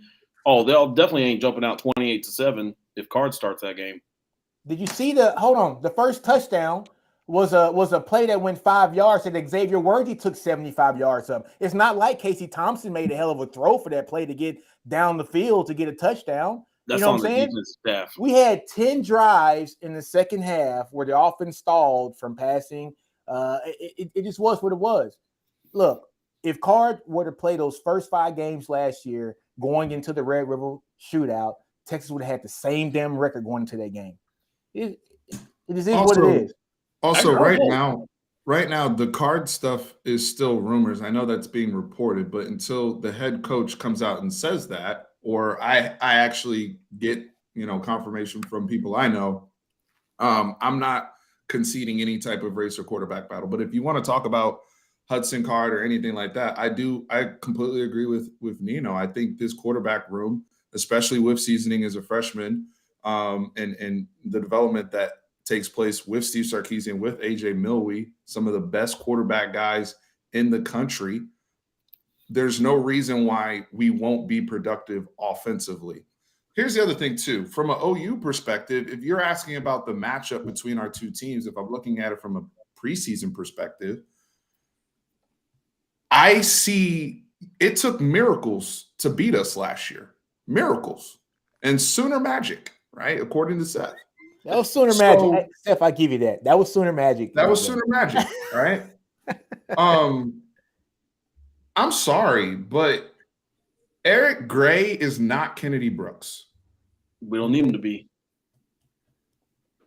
I mean, it's the same. It's the same conversation, Steven, that we had in 2020 in that game when y'all still had Steph Mellinger and we had at our That's team. a completely different coaching staff, sir. No, So it's that's not irrelevant. because y'all can't beat us at our Irrelevant. worst, which that was our worst. I don't know how y'all. It's irrelevant. I mean, come on, man. It's irrelevant. 3 years in a row, y'all still talking. Come on. What was your worst? Hold on. That's Say it irrelevant. again. That was the Big 12 championship. In 2020, okay, we ripped out. We hold on. lost basically our first 2 games. Come on. So hold on. We're talking, but that I'm season talking about right there now. was pretty much a wash. Come on. I'm talking about right now. Dylan Gabriel, according to Chris, who we caught in 4K, told us that he is not Caleb Williams. Mm-hmm. Do you still feel that way? I feel like, hey, with the system and everything That's else, not I'm the question. confident in what he's doing. Y'all That's want to not- talk about you belief? gotta I answer feel the good in question. it. I feel good. Answer, in it.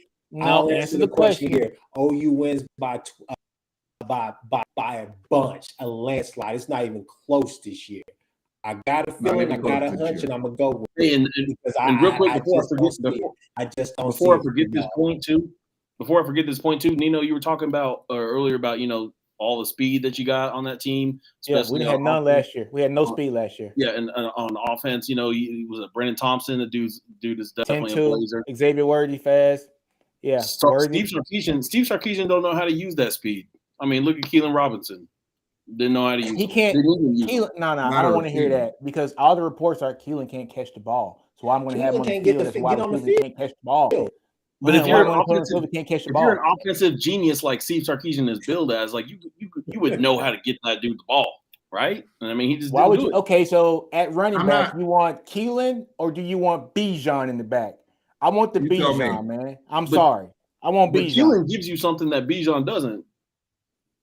I know what Bijan gave Billy Bowman. No. Hey, look, Seth. I see what you're saying, but that's not true though. Because if Keelan can't catch the ball, then when he comes in, you automatically know what's going to happen. He's either going to get a handoff, so you're going to gear up to try to stop him. He doesn't give you that, Bijan gives you catching ability, running ability. He's the best running back in the country. So I'm not playing Keelan above Bijan. It is what it is. And I'm not playing him at wide receiver if he can't catch the ball. And so it's not about scheming. I mean, look, if the guy can't catch, well, I'm going to have him in the slot. It don't make any sense. I want to go back to OU personnel because you guys keep deflecting, and I want to make sure I get you guys clearly here. Okay, is Jeffrey Johnson or Jalen Redmond better than Perion Winfrey? I think not individually. Redmond no, has a higher ceiling. Come on, man. But individually, no, they're not better, but they have better coaching than Perion had. Todd Bates. Todd Bates, great. Yeah. He's the we best. know what he did at Clemson. Obviously, I'm gonna disagree with Seth there, and I'm gonna say no. I mean, I feel like Jalen Redmond has the highest ceiling out of all of those. You can go back. So to you believe you've gotten better ceiling in terms of personnel at that position year over year? Yeah, I say it's because yes. Okay, I'm gonna go through these. Now listen to me, Stephen. Jeffrey Johnson and Jalen Redmond. That's great. But then behind him, you got Rovers, you got Kelly, you got Joshua Ellison, and then also Isaiah Coe. You have a lot of depth and talent. I do not care. I asked you a simple question. I do not care. I answered the question. I said, okay. Can I move forward? About? I have other people I want to ask you about. Boy, you could tell Chris a lawyer, boy.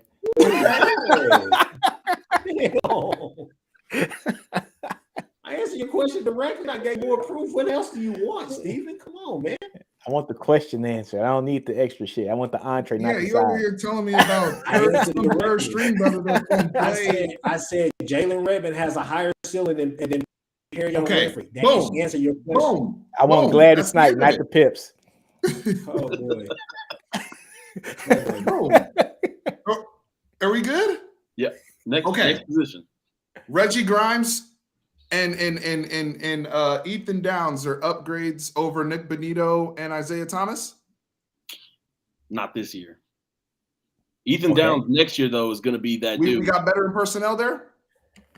Here's the thing, Stephen. Here is the thing, okay? We're not twisting and stunting. That's not going to be a twisting and stunt scheme this year. When you look at the schemes, it's going to be way different.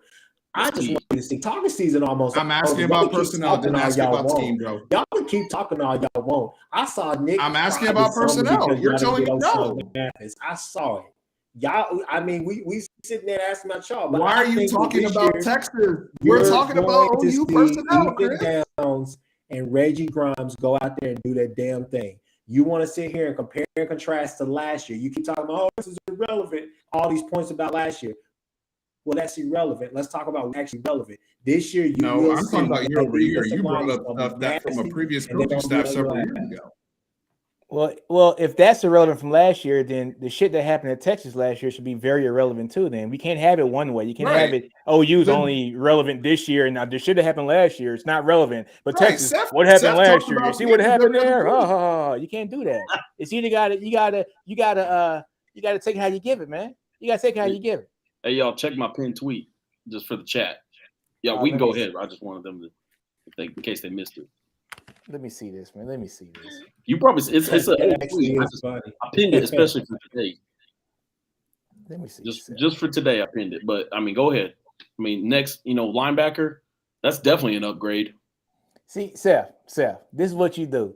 You are the Skip Bayless to Texas. Okay, so you are the Texas what Skip Bayless is to LeBron James. You just can't keep Texas out your mouth. Boy, I tell you, man. Your timeline filled with Texas. I actually did a search on your timeline.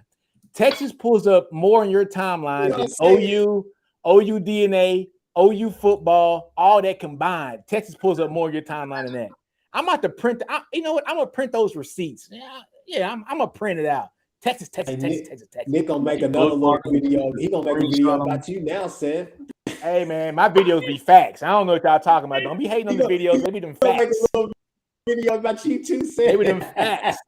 My video be facts. He got to get personal with it. That's his best shot. He like to get personal and try to put people's lives on blast. He like to blast people. What's personal? What's personal about the truth? When I come for you, Chris, you ain't gonna like it, baby. You ain't gonna like it. Chris, the truth shall set you free, brother. It shall set you free. I ain't ashamed. And I can't remember. It shall set you free. And I can't remember who said it, but someone was saying Eric Gray, isn't Kennedy Brooks. Well, who's still back that was definitely in on a lot of those Kennedy Brooks runs?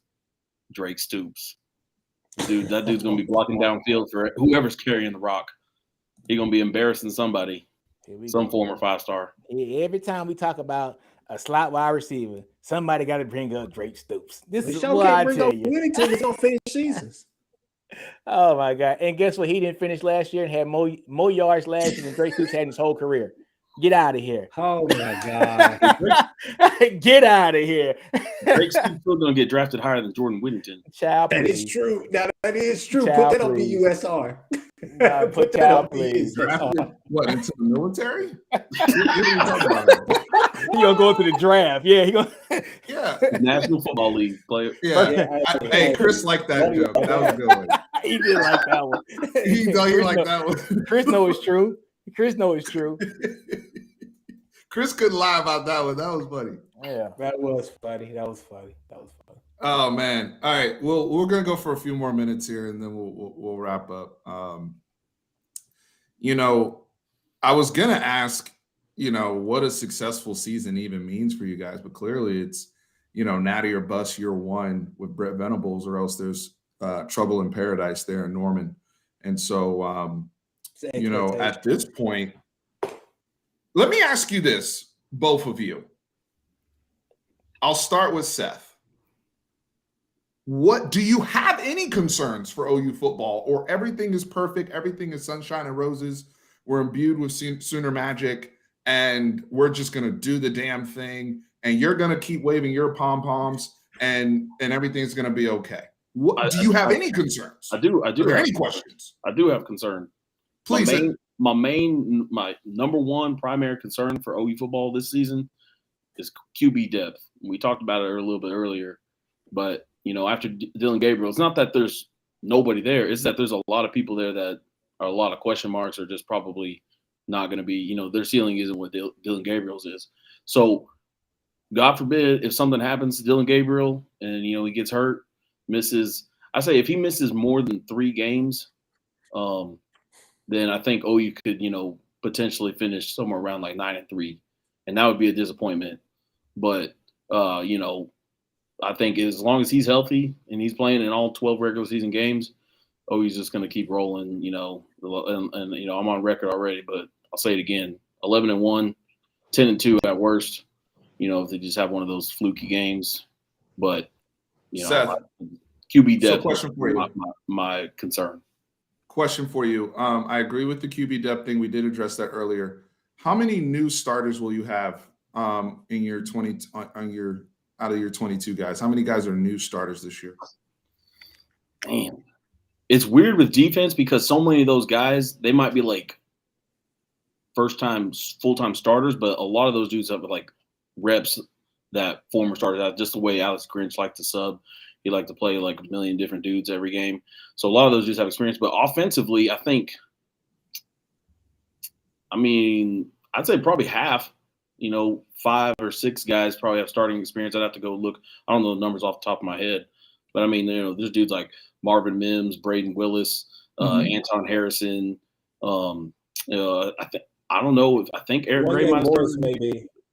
Wanye Morris on offense maybe. Wanye Morris. Only. And then McCade Matauer, the transfer from Cal, O-lineman, he's never played at OU, but he's a starter, got a lot of time. I'm talking about at OU, just for qualifying at OU. Right. If you're a new starter at the school, if you were a different starter somewhere else, I'm just talking about new starter, Yeah. So, at least like 5, I would say. Right. So you're saying about 50% turnover with starters, a whole new coaching staff. Not a whole. A lot of those. There's holdovers. There's holdovers, but in terms of the 3 lieutenants, right? The head coach and the 2 lieutenants, your offensive defensive coordinator are new, are they not? Yeah, new faces, new people. Okay, and no concerns. Chris, what are your concerns? Let's talk to the reasonable person on the team. I think that if you go back to the offensive side of the ball now, Seth, I'm trying to figure out because I'm like new guys. You're going to see a bunch of wide receivers, but I don't really necessarily think you're going to see a lot of new guys because Gray pretty much was a starter last year. Him and Kennedy Brooks was if he was the A man, then Gray was probably A1. But I think outside of Wanye Morris, you're going to see a lot of return on the offensive side of the ball. So that's kind of Andrew Raym, all of them. But defensive side of the ball, opposite of Woody Washington, that cornerback spot, that may be somebody. But again, you got Jaden Davis. You got a lot of names at that spot too. Defensively, Ethan Downs is going to be full-time starter, Reggie Grimes. But at the same time, you asked me the question, so I'm answering directly. I just wanted to clarify some points. So if I had a concern, I would say that I think that we're gonna have to figure out how is this ebb and flow gonna go with the defense side of the ball. Kind of like what you were saying. I was giving you a lot of crap, but it's a good point, a good argument as far as hey, going fast, doing this or whatever. But I think that we will be able to figure that out. I think that it's going to be interesting to see this defense. I think the back half of the defense is actually going to be the better part of the defense. I think the defensive line is going to be real nasty, but with the different things that scheme is asking you to do, what Venables' scheme is asking you to do is really demanding, a lot of interchangeable parts. Go look it up. You can see. You guys probably watch them and all the rest of that stuff.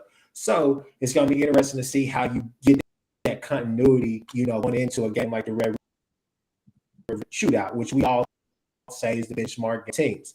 Then the last thing that I'm concerned about is just trying to figure out how OU is going to get that foot out of Texas' ass after that game, because we about to destroy y'all boys. We about to get all. Hey, and I'd be remiss. Okay, we had to go ahead and mute Chris. We had to go ahead. And Seth, if you don't want to be muted, let me speak right now. We had to go ahead and mute Chris. We had to.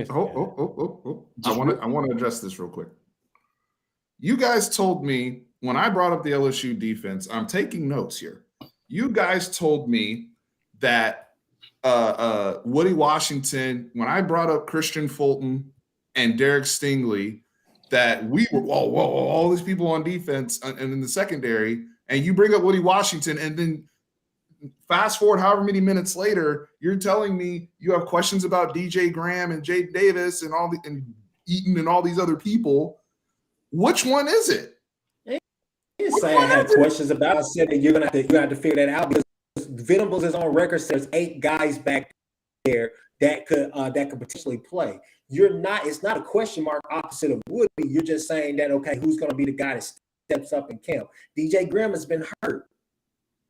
DJ Graham was hurt early on in spring practice going forward, but everybody is healthy now. You got a plethora of guys that's going to play. You got a bunch of guys that's going to make a lot of plays this year. That doesn't sound like Christian Fulton and Derek Stingley Jr. to me. Yeah, I'm not worried about what LSU had going on. This is Sooner stuff, baby. You We're talking about the level of player. You lost in the sauce in there, man. Come on. We're talking about the level of player. You just said that was a question, which is fair. You were being honest, and we got you being honest. The question wasn't about the player. The question is about, okay, how quick is it going to take us an actual game reps, not just practice, not just spring game, just how many game reps is going to take for them just to be able to work with this interchangeable defense. It's going to be interesting. It was great to see it on the field. You got to see the product at the spring game. All I'm saying is there's no serious concerns. It's just the fact that we're just bringing it up, just saying, hey, here's some points of interest that you should look out for. Just like you guys, with your fast offense that's going to score 40 points this year and your defense who you still haven't answered any questions. But hey, that's great. Where's is Justin Broyles in the mix over there? I believe he's still on your roster, is he not? Yeah, he is. He's still on the roster. How did Chris? What's your honest take on Justin Broyles this season? That's your boy, right? I think Justin Broyles is decent, but I'm looking for a guy like Harrison, looking for a guy like Jaden Davis, guys like that to go ahead. They're killing it. I'm telling you, you'll see Justin Broyles out there. But I'm just telling you now, okay, Steven. Talking season almost over, baby. Talking season almost over. Can't wait. We'd be remiss if we I didn't can't mention. wait. I can't wait. We'll come back and we do a roundup discussion again. Go ahead, Ted. We'd be remiss if we didn't mention maybe arguably the most talented guy who, because of the position he plays, it's not going to necessarily resonate that way. But maybe the most talented guy on either side of the ball, or any side of the ball, I should say, Michael Turk, punter. Dude's the best punter in the nation, first team All Big 12, but that's an All-American, future NFL, lifer. Like he's probably better than Michael Dixon ever was, honestly. So y'all already know how big of an impact that guy had. Better. We had to mute him. Child, please. Enough is enough. Well, I tell you, Lord, I don't even know y'all kick his name because I'm a Texas boy. I knew some cap was about to come out his mouth because he had that look in his eye. I know, Seth. He had that glance. He was like, he was planning that all night, Steven. He had that like tucked in the tuck, right? He was like, I'm gonna put this Michael Dixon reference in there and it's gonna kill him. Y'all laughing now, but when he coughing corns, y'all, I'm not laughing. He's gonna cough in the corner, y'all. And y'all we're gonna be a safety, and it's gonna be, we're gonna look back at that punt that he just had. And I mean, that's the thing. Somebody does something one time, and you want to compare them to the GOATs. That's ridiculous. I haven't watched Turk. I'm just trying to figure out how a team that went 5-7 last year lost 6 games in a row. Not even gonna mention anything about Kansas. That is what it is. But a team that went 5-7, lost 6 games in a row. You guys did all these great things, and now you're supposed to just automatically jump back into the fold and like, oh yeah, we're gonna be better. We're gonna do this. We're gonna be able to do all this. I said 8-4. I said 8-4, and I think coming from 5-7 last year, out of those 7 losses, we were up in the second half in 4 of those. I think we can pull 3 of those 4 games. That's just my opinion with a better offense. We had, besides Xavier Worthy last year, after Jay Witt got hurt, everybody knew where the ball was going. It was going to Bijan or Xavier. We had nobody to stretch the field besides Xavier Worthy. We had Kai Money out there taking snaps. Come on now. Come on now. Is he still in come on now? You really don't believe that. You know what I'm going to do. You don't believe that. And I like Washington. He was a good overall, like a really good receiver. questionable hands, though, man. He dropped a lot of balls last year. And so he wasn't a threat opposite of Xavier Worthy with that kind of talent. Jordan Whittington was, and we saw what that offense was looking like when it was clicking when he was healthy. I think we get Whittington to stay healthy this year. If not, we got a guy like Milton in there as well. If that doesn't work, we got a guy like Ajay Hall, who I'm telling you, man, I'm confident, and I'm really more confident because of the presence of JT Sanders. I'm telling you, the kid's going to stretch it. He's going to stretch the defense. It's going to open up the lanes for Bijan to run more freely. It's going to open up the lanes for Rojo. It's going to open up the middle for Worthy and Whittington as well. I think we're going to be fine, man. Ajay Hall is back. I thought he was suspended still. He's definitely suspended. Oh. Chris, are you listening to us? I said it was a good thing for Sarkisian to indefinitely suspend him. So in case something happens like an injury to Nayer, I can bring him back when I want to bring him back and not stick to a timeline that, hey, he's suspended for the first 2 games or something. No. So guess what? We're hurt. We're limited right now. I wouldn't be surprised if Ajay Hall is back next week. I'm going to do a Twitter poll after this on the top 4 or 5 most outrageous things Seth said tonight. That's stupid. Because I don't know what's worse, the 11-1 prediction or, playoffs, or Texas has no chance of winning 8 games. No. As if that's some sort of crazy. And you know what's funny? We're talking about moving the goalposts. When we're realistic and we say somewhere between 7, 8, 9 wins, y'all say, oh, what? You don't believe in your team? Oh, what? Y'all not confident? Y'all not blue blood, blah, blah, blah. And then let somebody say 10 wins. Let somebody say that. All of a sudden, now it's, typical Texas, overconfident, blah, blah, blah. So it's a process. I have all faith in my coach. I've seen him turn a 0-12 team to win 9 games. With Charlie Strong. I said my coach, Charlie Strong, and my coach. Charlie Strong and my coach. We've been through this. Charlie Strong beat y'all. Charlie Strong beat y'all with Gerard Hurd at the quarterback. Come on now, stop it. Hey, Gerard Hurd. Stop it. Steph, stop it. Supposed to be all world. Stop it. Gerard Hurd started Texas this year. Huh? He would start in Texas this year. Boy, I tell you. He would start in Texas this year. Man, Eric Gray would be our 6th-string running back. They've been deflecting it for the longest, man. We still don't know who the hell going to be that quarterback. They just say, both of them. We don't. You know what? Hey, Chris, just for your sake, so that you can eat your words, you said if Texas starts Hudson Card, they're going to win 9 games this year, right? I said they got a shot if they start Hudson Card and keep him in there and not flip-flop with yours. They got a shot. Well, okay, we'll see. Rumors are already floating. Rumors are floating. The Card might be the guy. We'll see. It's not a rumor. So if Hudson Card's the guy, you're gonna stick by and say Texas win 9 games. I'm not to say they win 9 games. I say they got a shot because he gives y'all something better. He gives y'all more continuity back there, and he's going to help that offensive line groom themselves along during the year. He's more mobile than I know you like to say he got happy feet, but I think Card is probably your best option right now. And that's not even me just taking a slight at Quinn Ewers. Look, I call him Mullet Boy. I take digs at him. I know the kid has all the talent in the world, but I'm just saying from what you guys probably need this year, I think Hudson gives you a better chance. That's just being real about it. That's just my opinion. Unpopular opinion, but just so you say we got a shot at 9 wins, and you said with your team currently constructed, you guys are going to win how many games? Who, me? Yeah, I say not worse Seth. than I heard 10 Seth. No worse than 10-2. Hold on. So is it a shot or is it you're going to win 10-2? No, he said no worse. So that means floor, right? Okay, there you go. Okay. So you guys got a shot at 10. You guys got a you got a floor at 10. Okay. All right. But you know what though? Honestly, I'm gonna say it like this. You guys are a talented team. You guys know I'm a realist. I don't sugarcoat shit, right? OU's a talented team. You guys stack talent. I always tell you guys hire right. I think BV is going to be a good hire. Is it going to pay dividends in the first year? I'm not sure about the first year.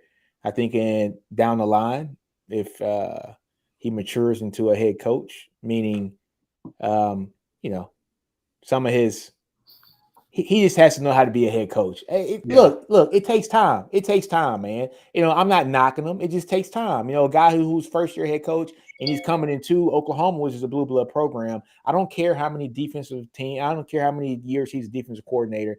That shit don't matter. You're the guy now, right? But I don't think OU makes bad hires for the most part. I think you guys are gonna be fine. I think this year you guys take a step back. I do. I think you guys. This is me talking 9-3 for you guys. But that's just me talking. I think you guys will go 9-3 this year. I think you're gonna have some close losses because everybody has to get in the same page. It's gonna take some time for everybody to, like just to meld together, right? And new system, new quarterback.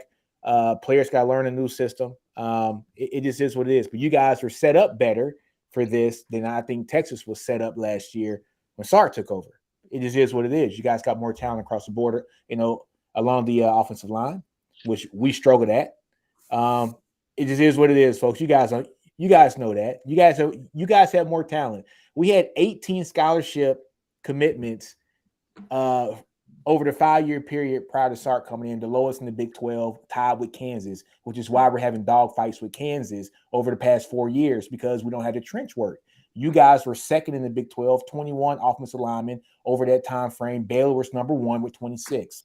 Okay, there's a reason why those teams continue to do well, and Baylor only won 2 games prior to last season, but they were able to turn it around because their trench work was good, right? You build from the trenches, you're going to have a good team. So I got you guys going 9-3 this year. There's going to be some hiccups. I think BV is going to have to learn some things as a head coach. I think next year you guys are going to be running, basically cooking with hot grease next year. And I think we're going to be 8-4 this year. And I think next year, Texas and OU are going to do what they're supposed to do to basically run this conference again prior to going to the SEC. That's just my opinion. I gave you guys some love. I gave my team some love. We're going to see what happens. I want to add to something Nino said. So if Nino's going 9-3 for OU, even at 9 wins, let's consider historical precedent in the sport of college football for first-year head coaches that were not previously at the school. So I'm not talking about an offensive coordinator or defensive coordinator who was then promoted into being the head coach, i.e. Lincoln Riley or Ryan Day, right? I'm talking about came from another program going into this program. Please name anybody who's won 10 games or had success in their first year. Name one coach. Lincoln Riley? No. He said that came from outside the program, wasn't promoted. Y'all don't listen. Oh no! Well, I'm sorry. My dog is like annoying me. Oh no, you're good. You're good. What's that dude's name? Gene Chizik. Didn't he do that? Year 1, Gene Chizik won 10 games. Was that his first year at Auburn? No, that wasn't his first year. No. Let me check them. Let me check them receipts. Let me check them receipts. Gene Chizik won. No. He might have name one coach. Think about this. At this level, the records y'all are picking for Brent Venables in year 1, because I agree with what Nino said. I think Brent Venables is the right guy for OU, and I think he will be successful at OU. I just know what we see with first-year head coaches. The cupboard ain't there, though. The cupboard is full. It's overflowing. There's talent and playmakers everywhere. Urban Meyer where? At Ohio State? Okay, I'll give you Urban Meyer. That's one coach. So so if you're saying that, then you're saying he's, because let's go with Urban Meyer, who came to Ohio State. They went 13-0 that first year, right? No. So Chizik won his second year. His second year, Chizik. He went 8-5 his first year. Oh, okay. That's what I thought. He went 8-5 his first year. So cool. Again, if you're bringing up Lincoln Riley, people, please listen. I just qualified that and said, if you were a coordinator, that is not part of this discussion. Let's consider context. Okay. Oh, Urban Meyer was 9-3, but Urban Meyer did hit early at Ohio State that very first year, the suspension year. Luke Fickell 6-6, and Terrell Pryor and them got in trouble under Jim Tressel. Okay. How many games did Kirby Smart win his first year, Sean? My question to you, that you guys are naming national championship head coaches, people that are unbelievable. Ask me about Brent Venables. I'll tell you what I think he's going to do in his future. So you're saying he's one of the top 3 coaches in the sport right off the bat? Not off the bat, but after this season, they'll start putting. It is off the bat. If you're saying 11-1 and going to the playoffs, after this season, Steven, it is off the bat, Seth. We're going to start giving him Steven, He's the second Kirby Smart. Smart. Hey guys, Kirby Smart went 8-5 his first year as well. Kirby Smart went 8-5. Okay. He went 8-5 his first year as well. Brent Venables is the second coming of Bud Come on, Wilkinson. y'all. Come on. I'll tell you that right now. I'm putting this stock. Come on, Kirby, man. It's Kirby. Come on, man. Kirby won a champion. Lord have mercy. Hold on. Kirby Smart, but hold on. Kirby Smart went 8-5 in year 1, though. I haven't looked it up. Y'all are telling me in the chat. Yeah. Oh yeah, I got it right here. He went 8-5. He went 8-5 in year 1, 13-2 the second year. So if Brent Venables goes 8-5 in year 1, y'all are considering that a massive failure based upon your expectations. But Kirby Smart is in the SEC. Brent Venables is going against Big 12 talent. I'm just asking a record right now. He's going against Big 12 talent with Big 12 talent, though. He doesn't have SEC talent. He doesn't have Clemson talent that he had. Let's keep it real. He has more talent than anybody in the Big 12. So far, we've been able to produce one name. And by the way, Urban Meyer, if we're being real, was already a national championship, winning head coach before he got to Ohio State, and was already one of the most successful people in the sport. So we could even get more granular with this and say first time coaching period as a head coach. Who has won 10 games? I'm waiting. But who has learned from a better tree of coaches than Brent Venables? Kirby Smart. Kirby Smart. Kirby Smart. Bill Snyder. Steve Sarkisian. And Dabo Sweeney. All 3 of those dudes, Brent Venables learned everything he could from them. There isn't a better 3 head coaches that a coordinator could have with the resume that Brent Venables. So we're seeing something that's unprecedented already in Brent Venables, and it's taken him 25, 30 years just to finally get a head coaching job. No, he could have got him. Y'all are still saying Urban Meyer in the chat. Urban Meyer 2003 Utah. He went 10-2. Was Utah in the Pac-12 yet? I don't think they no, were. they were Mountain West. Yeah, they're Mountain West. Yeah. And also, y'all are struggling with this. And then, hey, Steven, everybody keeps saying 8-5 in the SEC is 11-1 in the Big 12. And look, that's SEC. Urban Meyer wasn't even. I'm talking about across college football in the history of college football. Wasn't Urban Meyer at Bowling Green before he was at Utah? Yeah, he was. He wasn't even a first-time head coach at Utah. So what you guys are predicting? You're predicting that we are going to see history this year. There's only one. Okay. Oklahoma. Put it on the record, Steven. You want all the states, put it on the record, Steven. You just keep going. I told you guys. I think you guys gonna go 9-3 this year. I think you guys go 9-3. Which, by the way, Nino, if they go 9-3, that would actually be historic for the context under which Brent Venables is under right now. Yeah. I think, but just my opinion, I think things are setting up right. I don't think things could have married up better for Oklahoma this year with getting Lebby and Lebby being able to get Gabriel. I thought that was a match made in heaven. It worked out perfect for you guys. And you look at the schedule. It worked out perfect. Yeah, and people like to say the Big 12. Yes, Big 12 is not as tough as SEC. Well, it's not even just the Big 10.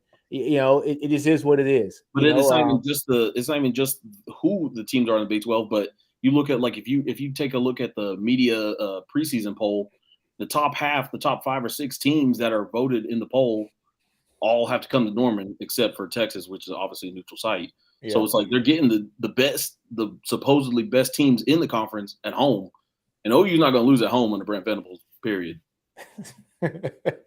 This is probably the Dennis Erickson example is probably the best one because they went 11. Think about Derek, and I ain't think about Dennis Erickson. But that was 1989. Yeah, that's older than I could go back. I didn't even think about Dennis Erickson. Most of the people chatting in here right now weren't born when Jimbo. He did that. What is? And hold on. That was in the AP poll days, and there was a lot of coke going on. A lot of coke. I mean, I don't know, man. I don't know if BV's a cocaine cowboy or anything like that. I'm not sure. Terry Bowden. Hey, I mean, these Steven, are some crazy. We're going way back with some of these names. Let's say, Steven, somebody said in the chat Jimbo Fisher, but Jimbo Fisher went 10-4, which means he went 8-4 in the regular season, right? Which is kind of what Steven is saying. An 8-4 team, they go play in the ACC. the championship game. They win that, go 9-4, and then win a bowl game. So 8-4 regular season. Again, pretty sure OU beat 4 losses though. OU beat Jimbo in his first season. History will be made this year. Let's end this thing on a cool. Because obviously getting nowhere with that. So let's show these people that, hey, we don't all hate each other. We may take personal digs at each other, Nick. But what's the personal? What's nothing personal about that? Digs at each other, but Nick, don't worry. Your Tupac hit 'em up moment is coming soon. But with that, Chris, there was no personal dig on that. I am bigging up another brother getting his degree. That was it, buddy. That was it. You got to. I'm bigging you up, man. We need more like you. We need more like you. Okay. You got to get the education too. Huh? I said, Nino, you pointed out Seth's degrees too. Yeah, Seth, 2 degrees from OU. I am working on the second one. We need more. We need more like us. My JUCO, I went to OU because you're under. Come on, everybody knows the undergrad. I got a lot of colleges that I went to. Everybody knows the under. Hey, come on, Chris. I watched Chris. Like he left out the best parts. Chris, everybody understands the undergrad is the degree. Nobody undergrad's that's where your memories are. No, I didn't say that. I didn't say that. You know. Anyway, come on, Chris. Anyway, let's show the people that we can come together and we actually could agree on something. And that is, Indy Blue Hell was Mike Gundy thinking by saying, he also mentioned Texas in this too, took money and ran out of the Big 12. And the blue hell do you think that you are with that ugly ass bull talking all of that noise? That makes no sense anywhere in America, all the noise that you're flapping. You had a lucky season last year, and everybody knows that you're notoriously an 8-4 coach. You are the Jimbo Fisher of the Big 12. You make no sense when you speak, and when you do speak, you sound pretty ignorant when you say things like that. I'm sorry, Mike Gundy, but I have to do you like that. You know, I want to pat you on your back because it was a job well done last year. I got so tired of seeing all these sorority girls talk about 90 wins doesn't matter in 2021 when neither does 19 wins matter. It's not a rivalry between you, and that is basically just a game that we schedule because it is a big fact game of the Big 12. We wouldn't schedule it if we didn't have to. It doesn't mean anything to us. But the fact you want to take a big, I don't even like Texas, but the fact Texas ain't got nothing to do with it. We right up I-35, just come see us.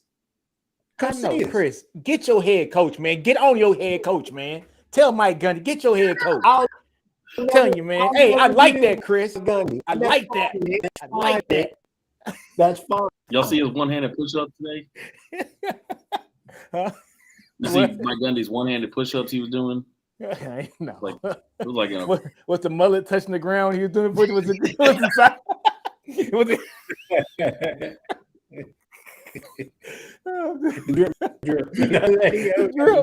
That boy had the soul glow. Did he have the soul glow in it? Was it glowing?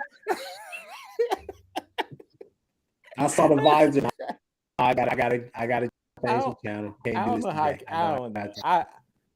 I don't know how like he can even go in kids' houses and sit in their couch with that mullet and soul glow. I just don't get it, man. I don't know. If he came into my house trying to recruit my kid, I'd be like, bruh, gone, dog. You know what I'm saying? I'm just saying, man, get your Jerry curl out of here, dog. Man, Gundy been going through it, man. Yeah, you know what I'm saying? Gundy looking like Duck Dynasty. Why are you taking shots?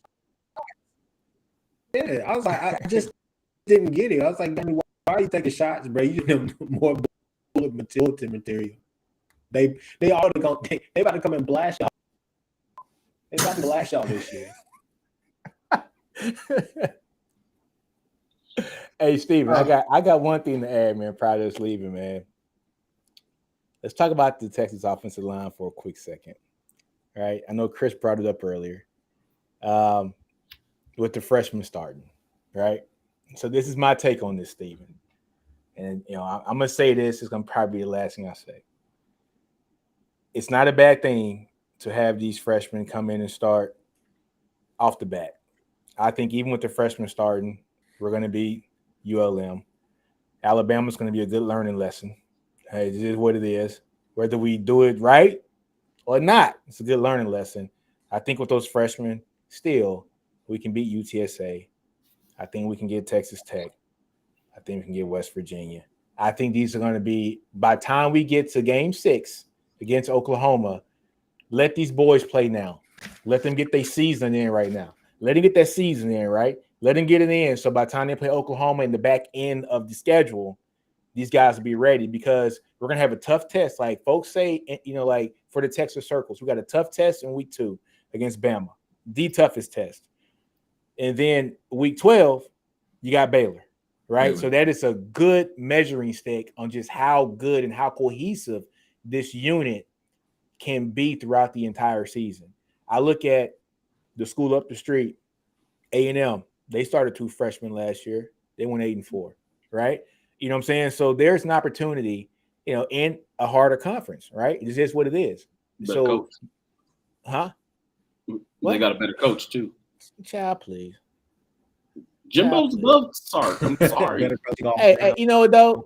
Jimbo has a championship. He's a championship. I'll give him that. I'm not However, gonna argue with that. Yeah. However, start him That's now. not to say that we don't have the right coach for us to grow and build with, and the staff that we've put together. I'm not one of there's again, how many coaches in college football have a national championship that are active coaches right now? There's not that many of them. Yep. Right? 4. So 4. It's 4. Yeah, right? Jimbo, Saban, Kirby, Mac, 5, and Dabo. And Dabo. Mm-hmm. It's 5 that are actively coaching right now, right? That are head coaches. Yeah, so you got to put them in. So, but hey, Brett Venables going to do it year 1. So, look, I say incredible. Start them guys week 1, man. Sensational. Rip the Band-Aid off. Start in week 1. Let them take their lumps. I think in the easier part of the schedule, which is the first part of their schedule, so that they'll be ready down the line for that back half of the schedule. And that's my point, man. That's all I got, man. Nino, thank you, man. Where can the people find you, brother? Man, Nino's Corner, Twitter, Instagram, TikTok, everything. Just go to Nino's Corner, man. Go hit the YouTube videos, man, and get all the content and have fun with it, man. Chris, Seth, final words. Hey, you guys can at the Horns Down Pod. That is our Twitter. You can find us there. You can find Seth at Seth Oliveris. Seth has all the best content about Texas and you. You can find me at Chris with a K. Look, the first 5 people that follow at Horns Down Pod Twitter tonight will be up for a raffle for this shirt. Mullet Boy t-shirt. I tape on the back, as you can see right there. First 5 people we're going to raffle this away. We're going to give this away to some lucky fan out there. So, yeah, you can find me at Chris with a K on anywhere that you find your podcast. Check out our YouTube page and the Horns Down podcast as well. Hit us up. We're ready, willing. We want to jump on. We want to talk football. We want to actually football, real football. Talk is also with people. It is what it is. Horns down. Boom soon. We out of this thing. Nino, what were you gonna add? Boy, for a team that's so irrelevant, y'all making shirts about the team. Your podcast named after our school. Self-hold timeline is Texas. Boy, I tell you, man. Y'all something else. Man. We're just doing the Lord's work. We gotta keep it grounded, Oh, hey, man. brother. Y'all something else. You know what's fat? Is that the first piece of content you guys have produced? Like in terms of Merch. I'm sorry, not content, Merch. merch. That was disrespectful. I didn't. I mean merch. Damn, Merch. Steve. Came with the gauntlet on y'all boys, man. Come on, man. No, I meant merch. Is that the first piece of merch y'all produced? Look, And it's about us? I know, It's been right? on Hey, work and for a minute. Don't worry about it. Don't worry about it. Chris, I can get you a better graphic designer. They look like patchwork. I got you, dog. You just call me. I got you, all right? He said they're making merch for us.